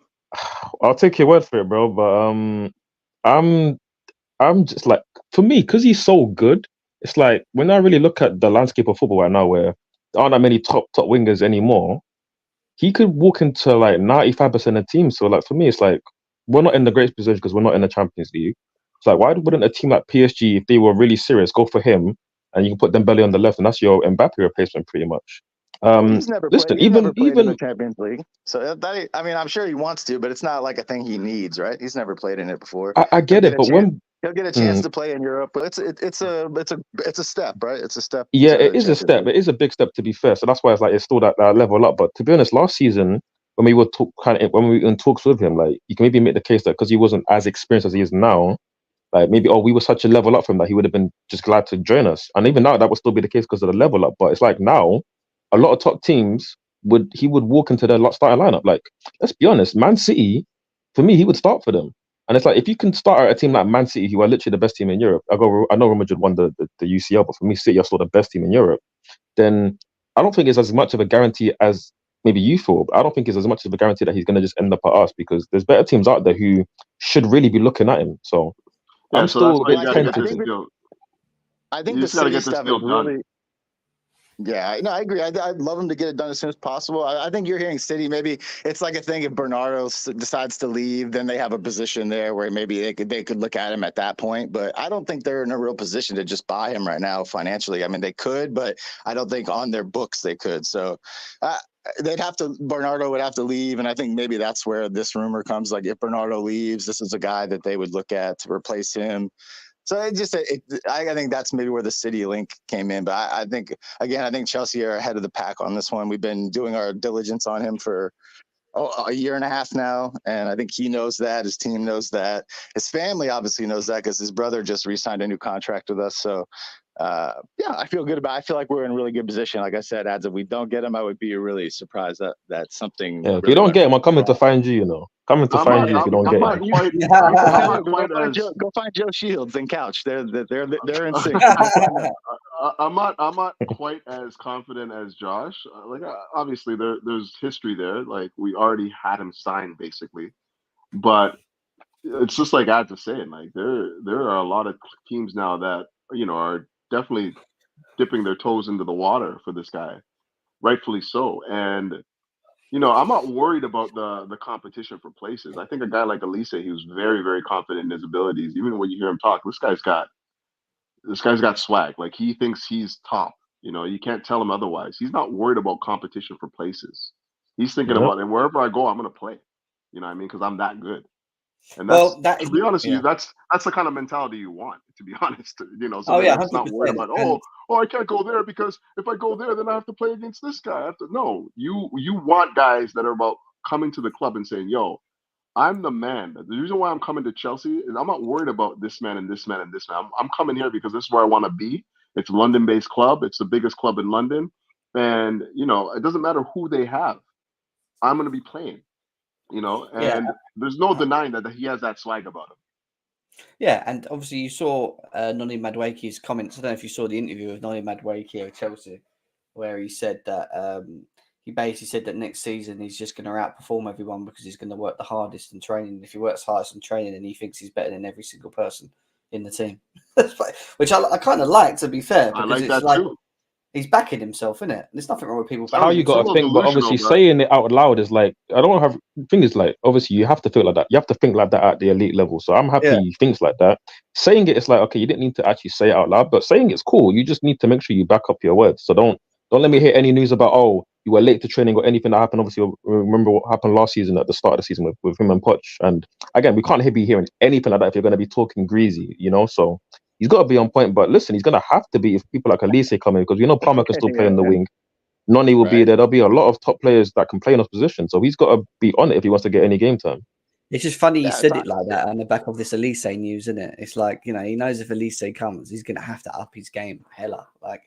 Well, it's obviously what you want to hear, and it's what you're talking about when it comes to competition. Like now you're going to put a certified guy in his position, and now the competition just went through the roof. And listen, Noni's a very good player, man. He on the ball, he is an absolute demon on the ball. If he can add a couple of, I think a striker would help him immensely with the assists here. But if he can add some goals a few more goals to his game, because I think he had 8 this year. If he can add a handful more, maybe 3 or 4 more to his game, coming off the bench, that's a really good player that we have on our hands. I was really impressed with him this year. Yeah, and to be honest, like if we get Olise, he's coming off of a couple hamstring injuries and stuff like that. You're not going to want to see him play every 90s and 60 games. He's probably going to come in for rotation. He's probably. Right. I mean, what I mean is like Madueke is going to be there for rotation for sure. There's not going to be a situation where you're going to have Olise play 60 games a season. He's probably going to start maybe if he comes in 25 to 30 games, in my opinion. In the league, everything else no, I don't know. It just needs to be rotated, though, in my opinion. Yeah, I'm saying rotation. Yeah, it has to be.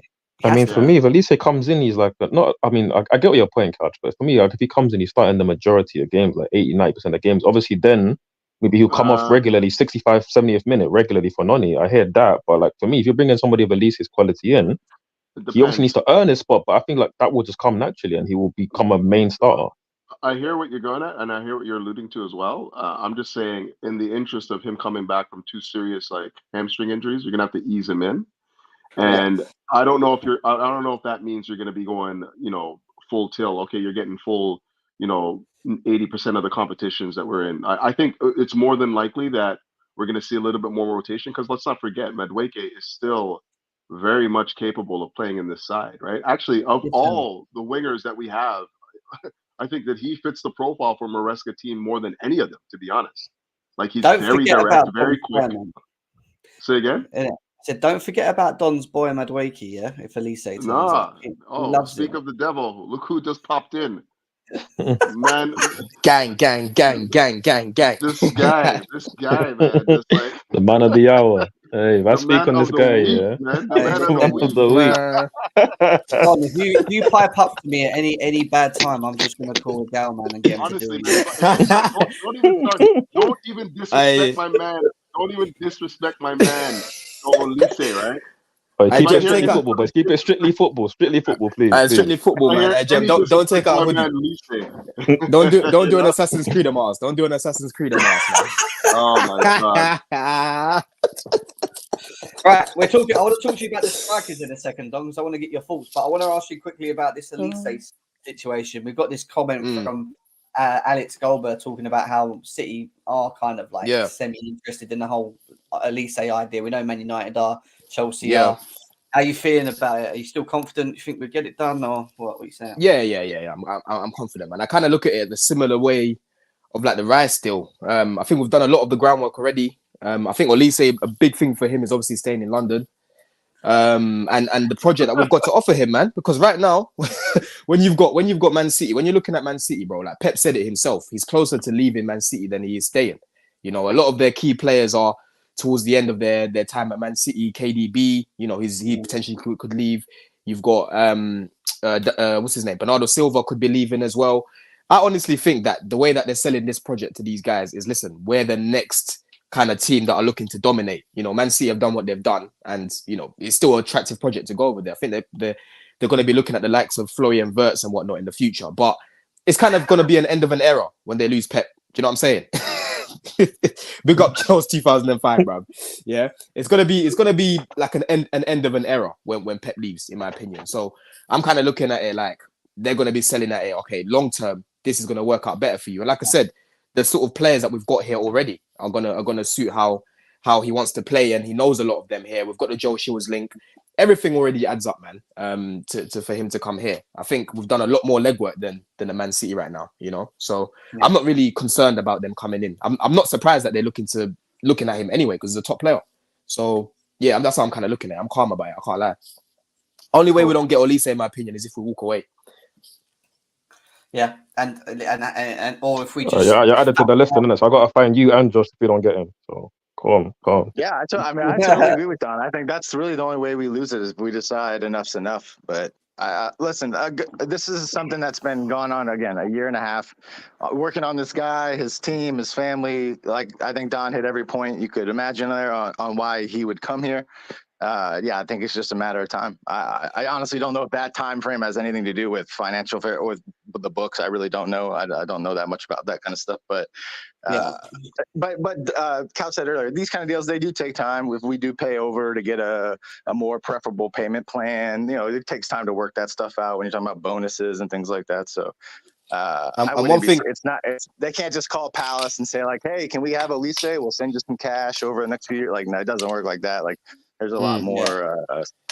Something that we've seen. I think we've seen enough evidence from these owners. Yeah, like when they want someone, they're not gonna stop, bro. Like they move aggressive. You know, when they make someone their main target, yeah, just know it's peak. Yeah, Enzo. These lot are nearly fighting in the boardroom and that. You know, they were going back and forth for days. Guys weren't sleeping. You know, 2 hours sleep in the space of 48 hours. You know, Caicedo. These guys thought they got it done. We actually dodged the bomber. How many teams dodged the Ornstein bomber, bro? You know, I'm getting woken up at 2 a.m. for months. Come online now, barking at me on the phone, only for us to come the next day and for Caicedo to say, "Nah, I'm sticking by Chelsea. I gave them my word." That was wild, man. That whole thing was wild, man. I'm not even kidding. Like that was unbelievably. Like, how do we do that, right? Anyway. Yeah, no, I agree. That's what I'm saying, bro. So it's like when we really want someone, when we've made someone our main target. I think it's more of it's like a pride and the ego thing. When I look at Igbali, yeah, this is the type of guy that's like, brother, who these lot think they are? We're gonna blow them out of the water. Do you know what I'm saying? I don't see Man City going back and forth with us because they don't do that anyway. Because look what happened with Arsenal when they put in that massive bid, they just walked away. I don't see that happening with Olise, but I just think we've done a lot of the work at the minute, and players really appreciate that, man. Honestly, we've been on him for a minute. We've been on this guy for a minute. It's not like a couple months, after seeing him have a breakout season. We've been on this guy. We've been in his year. You know, we almost had the same. All signs point to us being in a good position to sign him. I'm just not quite 100 yet. I'm not, because like I think PSG will have some say on that. Sure. I think PSG will have some say on that. I think that Man City may have some say on that. And that to me are the only two teams that I feel like if they came in, it would turn his head for sure. It would definitely. I don't think that Man United have the pull. Like, sure, the history and whatnot. And of course, he is a Man United fan. He grew up a Man United fan. There is that tie. But like when you look at the state of that club right now, you know, you can't. You can't really think that this is. It's really like there's nothing. There's no project there. There's nothing there that's being built. They have a bunch of players, you know. Like, bro, what is it that they're actually? There's just a bunch of players there, you know, and they don't even have a manager yet. The only team that I would be like, you're fitting to get like punched again, eh? Like, yo. Yeah, this guy's actually playing with fire, bro. Ease up on that, man. You are playing with fire, Jeff. It's fine. They want to do things like this to me. This is what I do, isn't it? Fun. All right. Giving you, he's a baller, moving. He's a game changer if you get him in. There we go. I want to get away from Olise quickly. Go back to strikers because we need to ask Don about this. His thoughts on the fact that Sesko's now staying. Osimhen's overpriced. No talks about Gokores. We've just heard that Dovbrik's maybe going to Atletico Madrid.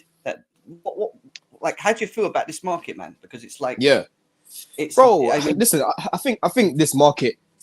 I think in this market, like a lot of teams are gonna have to be shrewd, man. If you need a striker, one thing about us, we cannot like what Ads was saying, we cannot go into next season without another body, bro. Like, I don't trust in Nkunku's fitness, and Jackson. We already saw the frustration that he gave us all season. Yes, right now Sesko might not be available. We might not be able to get the perfect guy, but we need someone who at least can play the way Maresca needs him to play, bro, and at least finish their chances as well. And that's why I think they're going to look at the likes of Durant. Like, to be honest, I need to do more research on him because I haven't watched a single game. And apart from the goals that he scored against Liverpool and a few clips, I haven't seen anything else. So I need to do a lot more research. But again, we just need someone who can take a lot of these chances that we're creating and at least link up play as well, because these are key things that Maresca looks for. Sesko is a big miss because listen, Couch knows that I looked at him and I said, this guy, I can definitely see him fitting in, bring him in. And Alvarez is another one, but financially, I just don't know if Chelsea are really gonna try to stretch and bring him in, because I think Chelsea are trying to plug a lot of holes at the minute. Unless we start to sell a lot of players and then we've got all this money, then we can go bring him in. I don't know. I'm a bit skeptical about that. I don't see it happening. I'll be happy if we bring in Alvarez, but I just don't see it happening. But all I know is we need to bring someone in. We need to bring someone in, bro. We need to bring someone in. We can't go into the season without a new striker, bro. Impossible. Who's working the forklift shift, man? What's sorry, that was my microwave. That's my microwave, bro. Sorry, I'm on my lunch. But yeah, man, we can't go in without a striker, bro. Honestly, like, even just looking at the game against Man City, looking at the game against Liverpool, if we had a player like Alvarez, we win both of those games, bro. You know what I mean? Jackson, I like what he's brought and the fact that he scored. You know, the GNA was good in his first season, but honestly, bro, that guy could have scored more than 20 goals this season if he was serious. So we just need someone like more than competent enough. You know, there's no guarantee. I know Couch is saying, but let's just wait. Bro, there's no guarantee that Sesko will even have a good season. Let's say he has a big injury, for example. What happens then? You know, and then what happens then next season? I'm not talking about wait. Dude, you're missing the point of what I said. I'm not talking about waiting for Sesko. No, I'm just giving an example. I'm giving an example because you can't look at it like, let's wait for the market to improve. Bro, you never know, bro. next summer it might be completely dead, bro. Like, even worse, because don't forget how bad last summer was. Like, this summer's actually been a slight improvement in comparison to last summer. Like, last summer on the striking market, it was dead, bro. I'll be honest, this summer's decent, to be honest. Like, people overdo it how bad it is. It's decent. That's what I'm saying, Ads. That's what I'm saying. Yeah, that's the first thing I said, bro. Is this summer, you have to be shrewd. And one thing that we've seen with at least Joe Shields and whatnot, the sporting directors, is they're quite shrewd in the players that they're bringing in. Like, a lot of these guys, we don't know who they are. They bring them in. We're like, raw. You know, no one really knew much about Gusto. No one knew much about Jackson. And these have been, you know, good signings. So that's what I'm looking at and thinking, bro, we need to make sure that we're looking at a right profile, doing all the scouting that we can, because that's what they get. That's where they get paid, right? You know, and then bring someone in. They might not be the name that you're looking for, Couch. But then that's where they earn their money, and that's where it's up to them to prove us wrong. Because in a year time, no. Hold on. you hold on. You're going like There we go. You're carrying on like I'm looking for the name brand striker. I'm not looking for that. I'm looking for somebody that fits the profile of the. I don't care. Like that's my main thing. No, I'm not saying. No, I didn't say that. I didn't say that, Couch. I didn't say that. Problem. I think that all I'm saying is for Chelsea, this is why I have no problem with Chelsea going in and saying, you know, we found a market deficiency here. Let's go find this guy. It's the same thing that they did with like pretty much every player that they brought in right now. You know, like the Dacho Fofanos and whatnot. Like find the diamond in the rough and make them make their name here at Chelsea. You know what I mean? I don't have a problem with that at all. I'm just saying that based on what I see and what I know right now, I don't think that we have a striker, that there's a striker in the market right now that fits the bill now. Thank God. Yeah, thank God we have scouts that are gonna sort of look into that. Do you know what I'm saying? Doubt. Because end of the day, yeah, like they've made it very clear the sort of profile they want in their manager, and they've made it very clear that Osimhen doesn't fit the sort of profile that they would want in a Maresca anyway. So it's clear that they're thinking how we're thinking in terms of the profile. So whoever they bring in, they're going to obviously look at it and think, okay, he ticks that box, he ticks that box, he ticks that box. He might not tick every box in terms of experience or in terms of the finishing, but at least he's got the raw attributes that we need, yeah, in a striker, you know, because like I said, Jackson, bro, if Jackson was a good finisher, no one's really going to be looking at him, looking at it this summer and thinking, oh, we definitely need to bring in a striker. The main problem with him is his finishing. But if we can bring someone in that can do what Jackson can do in terms of the link up and finish, I'm telling you, bro, it's going to go a long way. It's going to go a long way. Because for me, I look at the team, yeah, and I don't even want us to be dependent on a striker anyway. Yeah, like a Man City, they depend a lot on a. I know that's what I'm saying. That's my point. As long as we can bring someone in who can score at least more than 15 Premier League goals, yeah, in the season, they're starting most of the time, and then everyone else can chip in, the likes of Cole Palmer, the likes of Nkunku, the likes of Olise if he comes in. All these players, I think that's still enough to get you over the line if you want to challenge or if you want to win trophies and whatnot. Do you know what I'm saying? Well, that's exactly my point. It seems like we're saying the exact same thing. Like I'm not too focused on we're all saying the same thing. So this is precisely why I'm not worried about like bringing in a overpriced striker that, you know, that kind of like, okay, well, we just need somebody, bring somebody in. I'm saying this, like, I think we have enough goals in the team right now. People are saying you don't want to depend on Nkunku. I think Nkunku is going to be fine this year. And if you don't think that he's going to be fine this year, then we have more problems, to be honest. You know, it goes beyond that, right? I don't think needs rotation now. Absolutely. But if you have Cole Palmer, you have Nkunku, you potentially have Olise, you potentially have like a Mudryk coming in. You have Jackson scoring goals for you. You know, that to me, like we scored over 70 goals this season, you know, without Nkunku, without like somebody like Olise. True. You know, so for me, I don't think that the goal scoring is going to be much of a problem. I just think it has more to be with just identifying a style of football that is conducive to, you know, creating opportunities to score goals. But Couch, don't you think that lack of that profile? Sorry to interrupt you, but don't you think the lack of that profile is an issue though? Yes, you are right in terms of like, I don't think that we have a variety of goals. I don't think that we have like somebody that can score, you know, like those headed in crosses and stuff like that. I think that we need to just to hold up play, because it's not just about goals, it's just about holding up play, winning flick-ons, winning us fouls. Yeah. Palmer scored a wide range of goals, bro. Palmer scored a wide range of goals if you go look at his catalogue. Even that header he scored against Brighton, bro. You're not looking at that was a good header, but I'm talking about, I mean, for me, obviously, Couch is mentioning goals, right? But I'm talking more just about like, how about having a striker who's 6'2" or plus or whatever, but like you can win headers, you can, again, if you have to go long, can like hold up the ball, that kind of thing. Because obviously Jackson can do it a little bit, but he's not great at it. We know Nkunku cannot do that at all. And nobody else in our attack can do that. So I feel like, and again, when you look at all our contemporaries, every single one have a striker who can do that. We're the only club who actually does it. I want a striker that's just aware in the box a bit more, to be quite honest with you. I want someone that can actually help with the build-up play and do that part of the game to a level. And then I want someone that when we do create and we're in the box and we've got numbers, if it lands to them, they're not going to be heading it over the bar from 2 yards. Because so how many games do you think that that Nkunku is going to play at striker this year? How many games? What, as a main number 9? As a number 9. Hopefully 0. No, it's hard to answer because we don't know how he's going to set us up. And when he sets us up, I think we'd have a better idea. I don't just really feel know. like I think he's going to play Maresca a ball. lot at People number have 9. this idea that Maresca ball is 100% what we saw at Leicester. I mean, it could be. It literally could be. But for me, I feel like when you look at Leicester, the players that they had, of course, you're going to play with those two dynamic wingers like that. But at Chelsea, if you have an Nkunku, why would you not want to use Nkunku off the left? But you just use him a bit differently because he's not a Mavadidi. He's not going to do 8 dribbles per game. He's not that kind of winger. But he offers you a lot more in terms of goals, assists, Just which is what you create would for want to him. use him like. Yeah, you just create Exactly. for him. Specifically, what I Create for think he's him going to be in playing. He's areas. going to be playing. I think he's going to be playing number 9 for us. Myself, I You think think that he's he's going going to to be lead the used line? in that position. Yeah. Yeah, I think he might. To be honest. Interesting. Well, But if we do, then he's going to be asked to do a lot more than he probably would off the left, in my opinion. And you I'm think not so? too sure about that. Yeah, I think the role of the You don't striker think is that he going can to. drop deep and link up play? No, I think he can. I just think the requirement of the striker is playing on your own up there, having to drop deep, then make It's runs not in on your behind own the though. space. Like, It's not on your yeah, own though. Like if you look at I just, Maresca's system, like if they have everyone like basically on that back line, like I just all the like attackers are Nkunku. basically.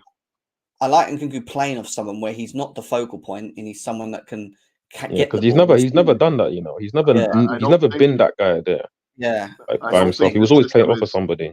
He offers But I someone, don't he think the runs into system the is set spaces up, and bang. guys. You know, I don't think the system is set up to have one guy like basically taking on 2 center backs. It's about isolating people and getting guys in yeah, behind and whatnot. Like I really positional think change. that. Yeah, Right. yeah, So I don't think that when you say that he's going to be isolated up there as like a number 9, I don't think that that's how he's going to be used. I don't think that any of our strikers is going to be used that way.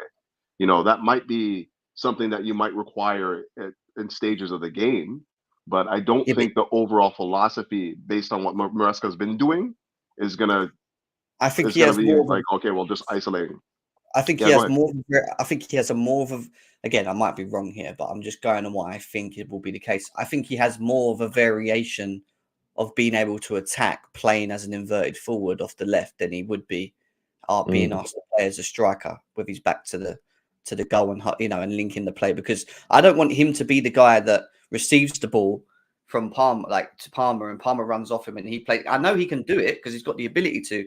I want him to be the one that's attacking the spaces for us because that's what he's the best at doing. He will find spaces, he will link play, And it's easier doing that from the left than from like middle channels. Bang, and then he's through on goal, and he's going to score. Like I feel like his variation, the way you can use Nkunku, he's better to be used off the left because of the variation that you will get out of him, rather than just playing him up front on his, not on his own, but you know what I mean, being like the main. Yeah, and just to your point, Couch, as well. Like obviously, I agree with what Jem is saying. And just to your point, Couch, is that obviously we don't feel like he's going to play. Just because he's a 9 on paper, it wouldn't be like he's isolated because again, Messi wasn't isolated when he played false 9 for Barca. Like so, there's ways you can use him there to be involved in the game a bit more. But I just feel like Jem's saying, he can attack the box better and actually be more involved playing from the left for me because I feel like when he plays up front, even when I saw him at Leipzig at times, like he doesn't like to drop in and get involved as much when he's up front like that. I feel like if he's off the left, then he will automatically be involved more in the game. The ball will just arrive to his feet more, and then he can like pick it up and then drive into midfield or try and work a 1-2. Again, I don't know. Like it's just like we we're saying before. It's not about like necessarily optimizing. We talked about this. Oh, by the way, Keyshawn, I have seen Duran play, and like, he might be a good fit. I haven't seen enough of him to be honest. Like like the comps that I've seen, it's not really like maybe you've seen more of him. It's not leading me to believe like yes, we have to go and get this guy. But with that said, I trust the scouts. Like if the scouts go after this guy, I trust what they're doing right now. Like I'm behind that. But as far as Nkunku goes and the system and whatnot, I think that we're going to have to sacrifice certain attributes within our team to, Maresca is going to have to sacrifice specific things within his team to fit players, right? And right now, if you look at what we have in terms of like a setup, I'm still saying that we have so much in wide areas and not enough in that number 9 position that it might lead to Nkunku. It might lead to Nkunku being the guy that's used as a number 9. Not that it's his best position. Yeah. Not that it's his best position, but it's just what the system requires of him. He's very capable of linking up play. He's very capable of spinning in behind. He's very capable of scoring goals. Yeah. So, I think. But then let me ask you, Couch, quickly. Let me ask you then, because obviously we all anticipate, some people anticipate getting Olise more than me, right? Obviously, you're saying Nkunku up front. I don't think we're going to then buy another left winger. So then who do you have starting left wing? Well, I mean, right now we have Sterling and Mudryk, right? For me, you know my thoughts on both those I'd guys. say so Like, both. Jem, I mean, Jem scratched his head, bro. it is what it is. It is what it is. hey, It is what it is. Okay, I mean, Jem I would rather start Jackson left wing than both of them. To be honest, like I'm There's just another keeping it option. 100. There's another option for you. I'd One much of them rather ones, Nico innit? left wing. Like, shit. Right. Like, Sterling is looking washed, and Mudryk needs to go back to football school. I'll be real, bro. This Mudryk guy is not it, bro. This YouTube footballer, like, it's just not it, bro. So I would rather Jackson be left wing than both of them, to be Hey, honest. listen, what's his name?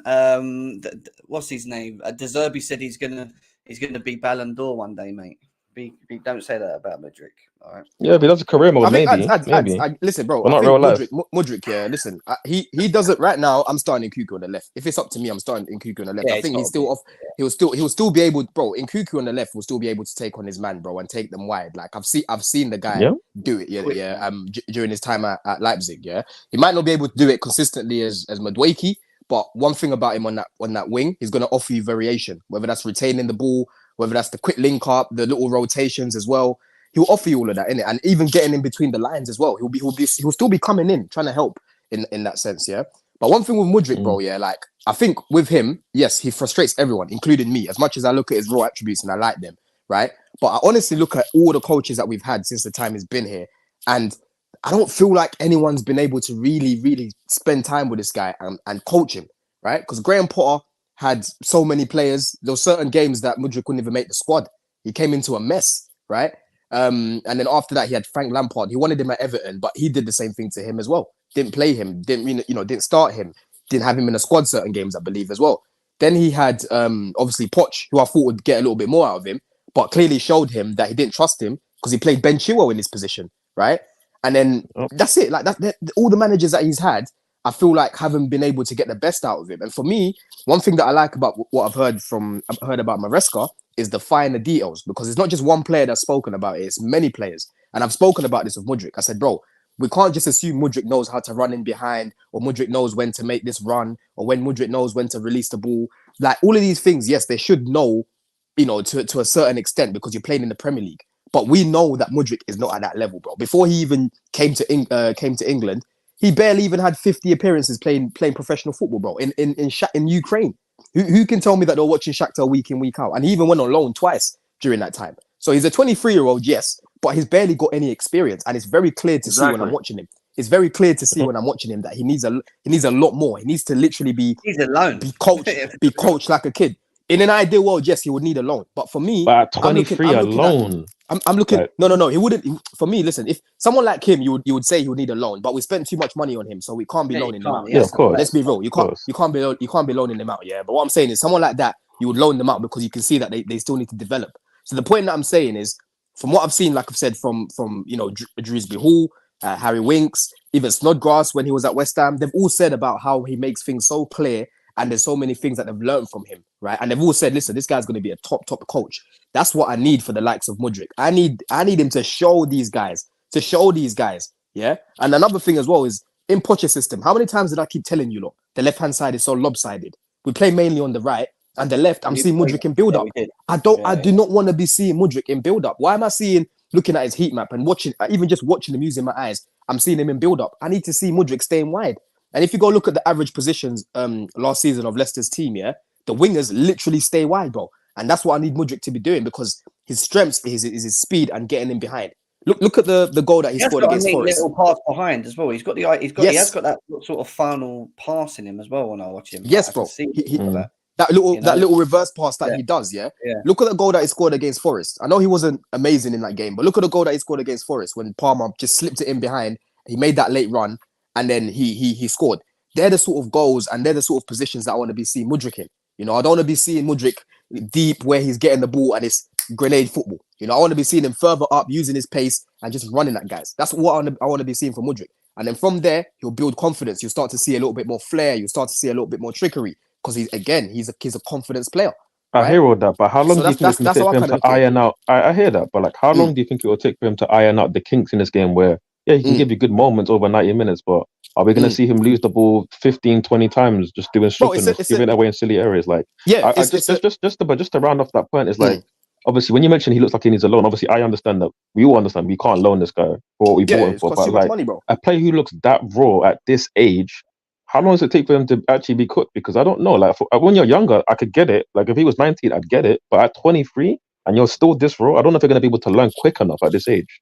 Yeah, Bro, this is where Chelsea got excited and went and signed him. You know, at the time we needed attackers because Sterling was injured, Pulisic was injured. We had no one, bro. And at the time, I was saying, bro, go and bring Trossard, yeah, because I was rated Trossard, and he was frozen out by De Zerbi. That's the guy that I wanted. None of us here expected us to go hijack Mudryk, you know, and that's what I've said. Yeah, Chelsea need to go learn from this and not go and bring in the likes of Mudryks and bring in the likes of Madueke's anymore. Because these guys, you still need to do a lot of work with them. Madueke not so much because he had a lot more experience than him, and it's very clear when you watch both of them. Madueke is a little bit more developed than him, right? But I would expect that he played, bro. He played in Europe. He played in the Europa League against Arsenal. You know, he was playing for a decent enough team where he can actually learn and be coached properly. Do you know what I'm saying?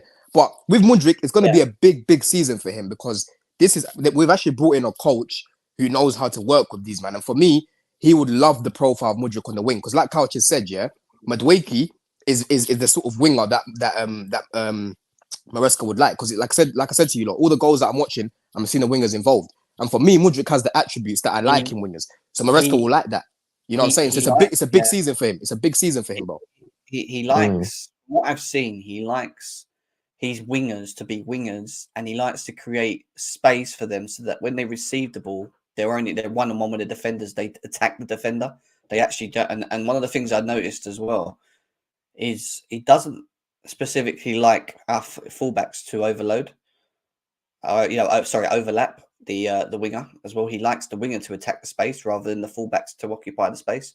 So it's all about like trying to, play a high-risk football, receive the ball, move the ball quickly, and then find it into the final three and find them in space so that they can attack the defense as quickly as possible with their abilities. And that's why Madueke favours a bit more because he's one of the people that we know who's got the ability to one-on-one to run at someone and skin them. Yep. And that's a big thing. I think Mudryk can to a degree. Well, and Jem, how I visualize it as well. Yeah. If you put Enzo where Harry Winks was playing, like in that pivot with a Reece James, for example, yeah, Enzo's gonna be finding him over the top, bro. Yeah, because last season, the amount of games I've been to last season, yeah, even just watching on TV, guys, when we're watching, yeah, bro, Enzo's getting the ball and he's looking up and there's no one trying to run him behind. Mudryk's trying to come to the ball. You've got Madueke just walking off the ball. That's what I'm looking at and thinking, bruv, these men clearly are not getting instructions what to do when Enzo's got the ball. When Enzo's got the ball, that should be the winger's trigger, yeah, to be running in behind. Running in behind, bro, because you know he's gonna find you. You know he's gonna find you. Do you know what I'm saying? That should be you on your bike. But it just seemed like they didn't know what to do off the ball. While you're talking about the midfield, we are going to tie up in a second, but I just want to quickly speak about Santos because obviously it seems like he might be staying with us next season. I know Don's a big fan of Santos. He had a good second half at Strasbourg as well, which again shows that these, them being bought and being loaned could be a favor for us because they're again playing more frequently and that's more experience. Do you think Santos would be? And I look at Maresca and I think to myself, he can utilize Santos quite well because I actually think Santos is better as an 8 than he is a 6 more, but I think he can do both anyway. But it's just I like him in that sort of 8 role, so he gives you that option further forward, and he's very good on the ball. So, I mean. What does it mean for Gallagher? Maybe he goes by the looks of it. But Santos coming into the mix for next season, are we excited for that? Do you think it's a good idea to back into the team now, or do you think it's a bit definitely, bro? Yeah. Bro, you know my thoughts on this guy. You know, I keep going back to preseason. That's where I actually watched him. Because obviously when we signed him, he was at the under-20 tournament in Brazil, innit? Was it? He was a captain. I think he even did he get player of the tournament that year? Was it him or was it Cassidy? I believe so. He was top at that tournament, but he was. I believe he got it though. He got player of the tournament, I believe, and Cassidy got the player of the tournament for the Europe one because obviously he's Italian, innit? I think at the time, I can't remember, but obviously he was the captain for that. But yeah, in preseason, bro, everything I was seeing in the clips when I was watching the clips before when we signed him is what I was seeing in the match. You know, just very press resistant, keeping things ticking. The way he reads the game as well. You know, he's not the most tallest, most physical guy, but he's not featherweight. You know what I'm saying? He can definitely hold his own in the midfield, yeah. And I like I said, I love the way he reads the game off the ball because he finds himself in situations where he intercepts the ball and straight away we've got a transition because the way he's reading the game, right? And like I said, on the ball as well, very, very comfortable on it. He plays beyond his years. Like when you watch him play, he doesn't look like a 20-year-old. He's quite similar to Lavia. That's why I was saying, like with Lavia, if we didn't sign him last summer, Jim, I was like, bro, okay, it's gonna be annoying because I like Lavia. Me and Couch love him, but we've got a Santos there who I think is quite similar to him and has a similar sort of ceiling that they can both reach. You know what I'm saying? And they're basically the same age. The main difference for me then was that Santos didn't have any Premier League experience, whereas Lavia did. Do you know what I mean? And then like I said, he came into Strasbourg, pretty much transformed their midfield because before that they were struggling. You know, when he came in, they started to win games. They started to look a lot better. If you look at all the stats and that and whatnot, he won Player of the Month and whatnot. So for me, bro, I'm excited for this guy to come back, man, because honestly, he should have never been loaned out, in my opinion. You know, Enzo was injured basically all season. He could have stepped in and played that Enzo role because he can definitely play as a 6. And then if you want to play him as an 8 as well, a bit further up, he can play that role as well. The way he crashes the box quite late, his movement in and around the box is quite good as well. You know, so I think it's definitely going to be key in what we're doing, man, because he's very, very comfortable in the ball. He definitely fits the sort of profile that wouldn't stick out in his team. The way Gallagher sticks out in his team, we're not going to have that problem with Santos. And like I've told you a lot for time, for me, he's more ready than Leslie. You know, and I can see why Leslie's been sent to the Olympics because clearly they want to make space for Santos, which is good. So yeah, he's got a lot of doubters to prove wrong, man. But I've got no doubts that when we bring this guy into the team, everyone's gonna be like, "Wow, we should have kept this guy." I've got no doubts about that, honestly. Speaking of, let's hear from Couch, innit? Let's hear from Couch. Couch critic. What do you want to hear? You guys know are you trying to bait me into what I think? I told you. No, I just want to hear your. I just want to hear when you guys were like raving about him. Bit on that one quick. And I still think he was not ready. Yes, he went on loan. Like I said, he went on loan. Didn't cut through at Nottingham Forest. Went to Strasbourg. Came in about February, I think it was. He started playing. Yeah, and he played well between now to the end of the season. So yeah, of course he can come back into the squad right now, and he's going to be given an opportunity to do that. Whether or not I think that he's going to be getting ahead of the Lavias, the Caicedos, the Enzo, like he's still going to be 4th or 5th choice at this point in time. Then is that enough time? Is that enough time for him to develop correctly? I don't know. We'll have to see. Why can't he be rotation? Given an opportunity, he's going to. Well, that's clearly what he's going to be, right? Right? Yeah. But how many games do you actually whether predict or not him to play? Be, I have. How many games do you predict him to play? Most of the Conference League games and some of the Premier League games. I reckon he will come on in 60, 70 minutes. So how many is that? And the cup games as well, Jim. Don't forget the cup games. Yeah. Okay. We'll see. 20 to 25 games. I reckon. So yeah, if you talk about just to break it down, Couch and Gem, yeah, midfield options would be Santos because I think Gallagher's gone, yeah. So it'll be Santos, Carney, Lavia, Caicedo, and Enzo. That's 5, bro.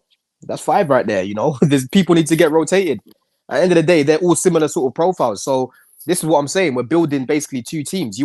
If you take Enzo out for a game, whoever comes in is going to be comfortable enough to do that job. You know, when Enzo comes off to rest, you're bringing on a Santos who's more than comfortable. You got Lavia starting certain games. That's how you want it to be, bro. You know what I mean? I think we'll still get enough game time because there's more than enough games to go around. Definitely more than enough games to go around. Yeah, I agree. I think there will be some more games. It's just how many games. We will see. We will see. And again, it's not about like how many games there are go around. There's a lot of players for specifically 2 roles. Maybe the 6 and the 8 because obviously Enzo is going to be rotated. I think that his natural replacement is going to probably be Lavia, in my opinion, in that deeper role in the 6, and then in that number 8 position where you have Caicedo. I don't know what they're going to do with Leslie. Leslie probably goes on loan, to be honest, because I don't think that he played enough last year to justify staying with the team.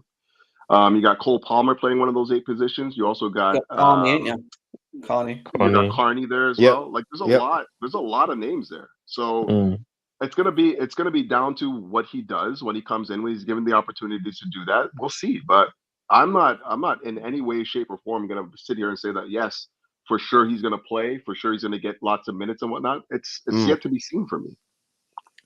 No, that's fair enough, and that's fair enough. But how I kind of look at it, I think where they obviously loaned him out last year because Poch didn't want to use him. That's the main thing. Poch said, "Nah, I'd rather keep Leslie because we know how he feels about height, right?"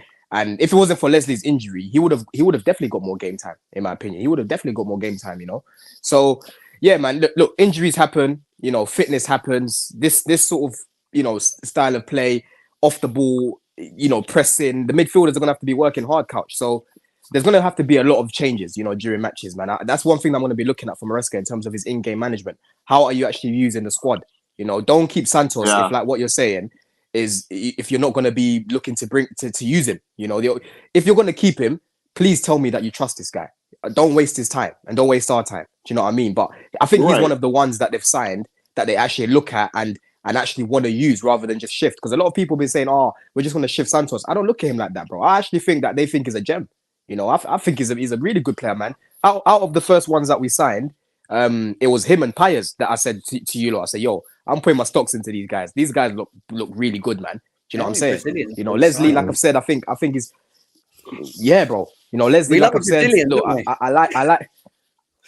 We love a Brazilian, bro. We love a Brazilian, you know, and like I said, you know, he's got the leadership qualities because he was the captain. Like I said, he's got a lot of experience from his time in Brazil. People say, yeah, but it's not the Premier League, but it's still men's football, bro. Yeah, it makes it easier for you to transition into playing in Europe or whatnot, and he showed that when he was at Strasbourg. The way Vieira was waxing lyrical about this guy, and we will know how good Vieira was in the Prem. Do you know what I'm saying? So, I could definitely see Santos doing well, man. So before you bring that up, let me just talk quickly on Santos in it because again, I wasn't fully trying to bait you, Couch, a little bit, but it was a friend of mine. He was a lot more dismissive of Santos last season, but no, like Dom was saying. He showed a very high level in Brazil, and like I felt like that would have translated well to the Prem. I didn't need to see him do a loan. I mean, once the loan but like even with that said, maybe he's playing this, bro. He's a young player playing in the second division in Brazil. Like, I mean, you're thinking that doesn't translate to the same. Like, it doesn't. But the reason why for me it was like, again, this is coming from a team, us Chelsea Football Club, a team that was signing players from the Ukrainian league, from the Dutch league. And again, I'm seeing Santos. Yeah, you can say mention Brazilian second league, cool. But then the under 21 football for Brazil, being their captain, I can look at his skill set and be like, you know what, that translates pretty well. And again, I've seen guys from Ukrainian league, Dutch league come in and I'm being pretty mad to start with. I'm like, no, I can look at a footballer's attributes and be like, you know what, he will do well, especially when I saw what he did in pre-season. Because people forget pre-season, he was doing very well. Yeah, but that's where we drew the line though, because that's where we went back and forth about it. I was showing you guys specific games where he didn't know where to be as a number 6. You had like Kepa shouting at him, telling him where to be. You had like Silva coming in and saying, you got to go over there, you got to go over there. And he wasn't getting on the ball enough. Like, I have specific footage of that I was showing you guys. And that was no, he's ready. He's ready. Yeah, but for the most part, I've seen him play as a number 8. And this is what I said to you guys at the time. When he played as a number 8, he looked a lot more effective on the ball than he did as a number 6. When we played him as a solo 6, he was not in positions where he can collect the ball and be effective. No, wait, don't let me go. Listen, I hear you to a degree, Coach. Obviously, there's natural teething pains coming to a new country, coming to Chelsea, and maybe not everything was perfect in the 6, but I saw plenty of good moments where he was picking up the ball as in good positions as a 6 and helping us build out the play, and he was looking very comfortable on the ball. You guys can hold on to it for as long as you want. I'm just saying, I knew at that moment that he wasn't going to be on the team. And then you guys are basically saying now that he should have been on the team, but he wasn't because Poch didn't like him and the scouts didn't, like I was still happy with him going on loan. It was just for me, it was just a case of like, it seemed like the choice was between him and Leslie. I was like, wait, one looks much more ready. And even though Leslie on his resume has always played in the French league, so he's more used to European football. To me, Santos just looked a lot more comfortable, and again, it's fine. Like, it happened, they made the choice, it didn't work out. And then obviously I got upset at the fact that the choice was made again in January between Santos and Cassidy, and I'm thinking, okay, one's clearly more suited, but again, they went with a guy who has quote unquote more European experience. But I didn't. I mean, Cassidy. What did Cassidy do when he came back from January? Not much. So again, we're seeing how we're going to pan out for this season because it looks like it's going to be Santos that stays with us. Leslie's going to go on loan. Cassidy's definitely not going to stay. So we'll see how it pans out. But again, for me, again, just to say, the player himself. He's a quality player. He suits how we want to play, and for me, he can get many games next season. Many games, and adds as well. Yeah, one thing I would say as well, bro. That's what really stuck out to me though, because bro, to play in that 6th position in the first phase where you're being pressed, yeah. Because don't forget, we played against some Premier League teams. Obviously, we won Newcastle. Brighton, Yeah, Brighton, Newcastle, whatnot. Yes, it's pre-season and these guys aren't going to be going 100%, but it's still good experience to be playing against guys you're going to be facing Absolutely. like, in the season, right? And that position, bro, to play in that role, you need to be someone that's good on the ball. Because if you lose the ball there, they're straight away, they're attacking the centre-backs. It's peak. Do you know what I mean? And what I really liked about him next to Cucurella was that I was seeing someone where I'm like, yo, this guy is basically like a Lavia in that role. That's why I was looking at him and thinking, this guy looks good. Because I remember I said to you lot at the time, he was top 3 for me. Him, Matson, and I can't remember the other person that I said. And there was a game where he came off. Yeah, Jackson, there we go. And there was a game where he came off, in pre-season. I think it was against Newcastle or Brighton. As soon as he came off, our midfield was a mess. Yeah, I think it was Gallagher and Carney that were playing in the pivot. It just became a mess. And I think they even scored after that period. Right? They even scored after that period. You know, so I get what you're saying. I hear you, Couch, but for me, from my point of view, in terms of the concerns that you've got for Santos are what I see from Leslie. I see Leslie ball watching a lot. On the ball, he doesn't look assured. He looks very heavy at times.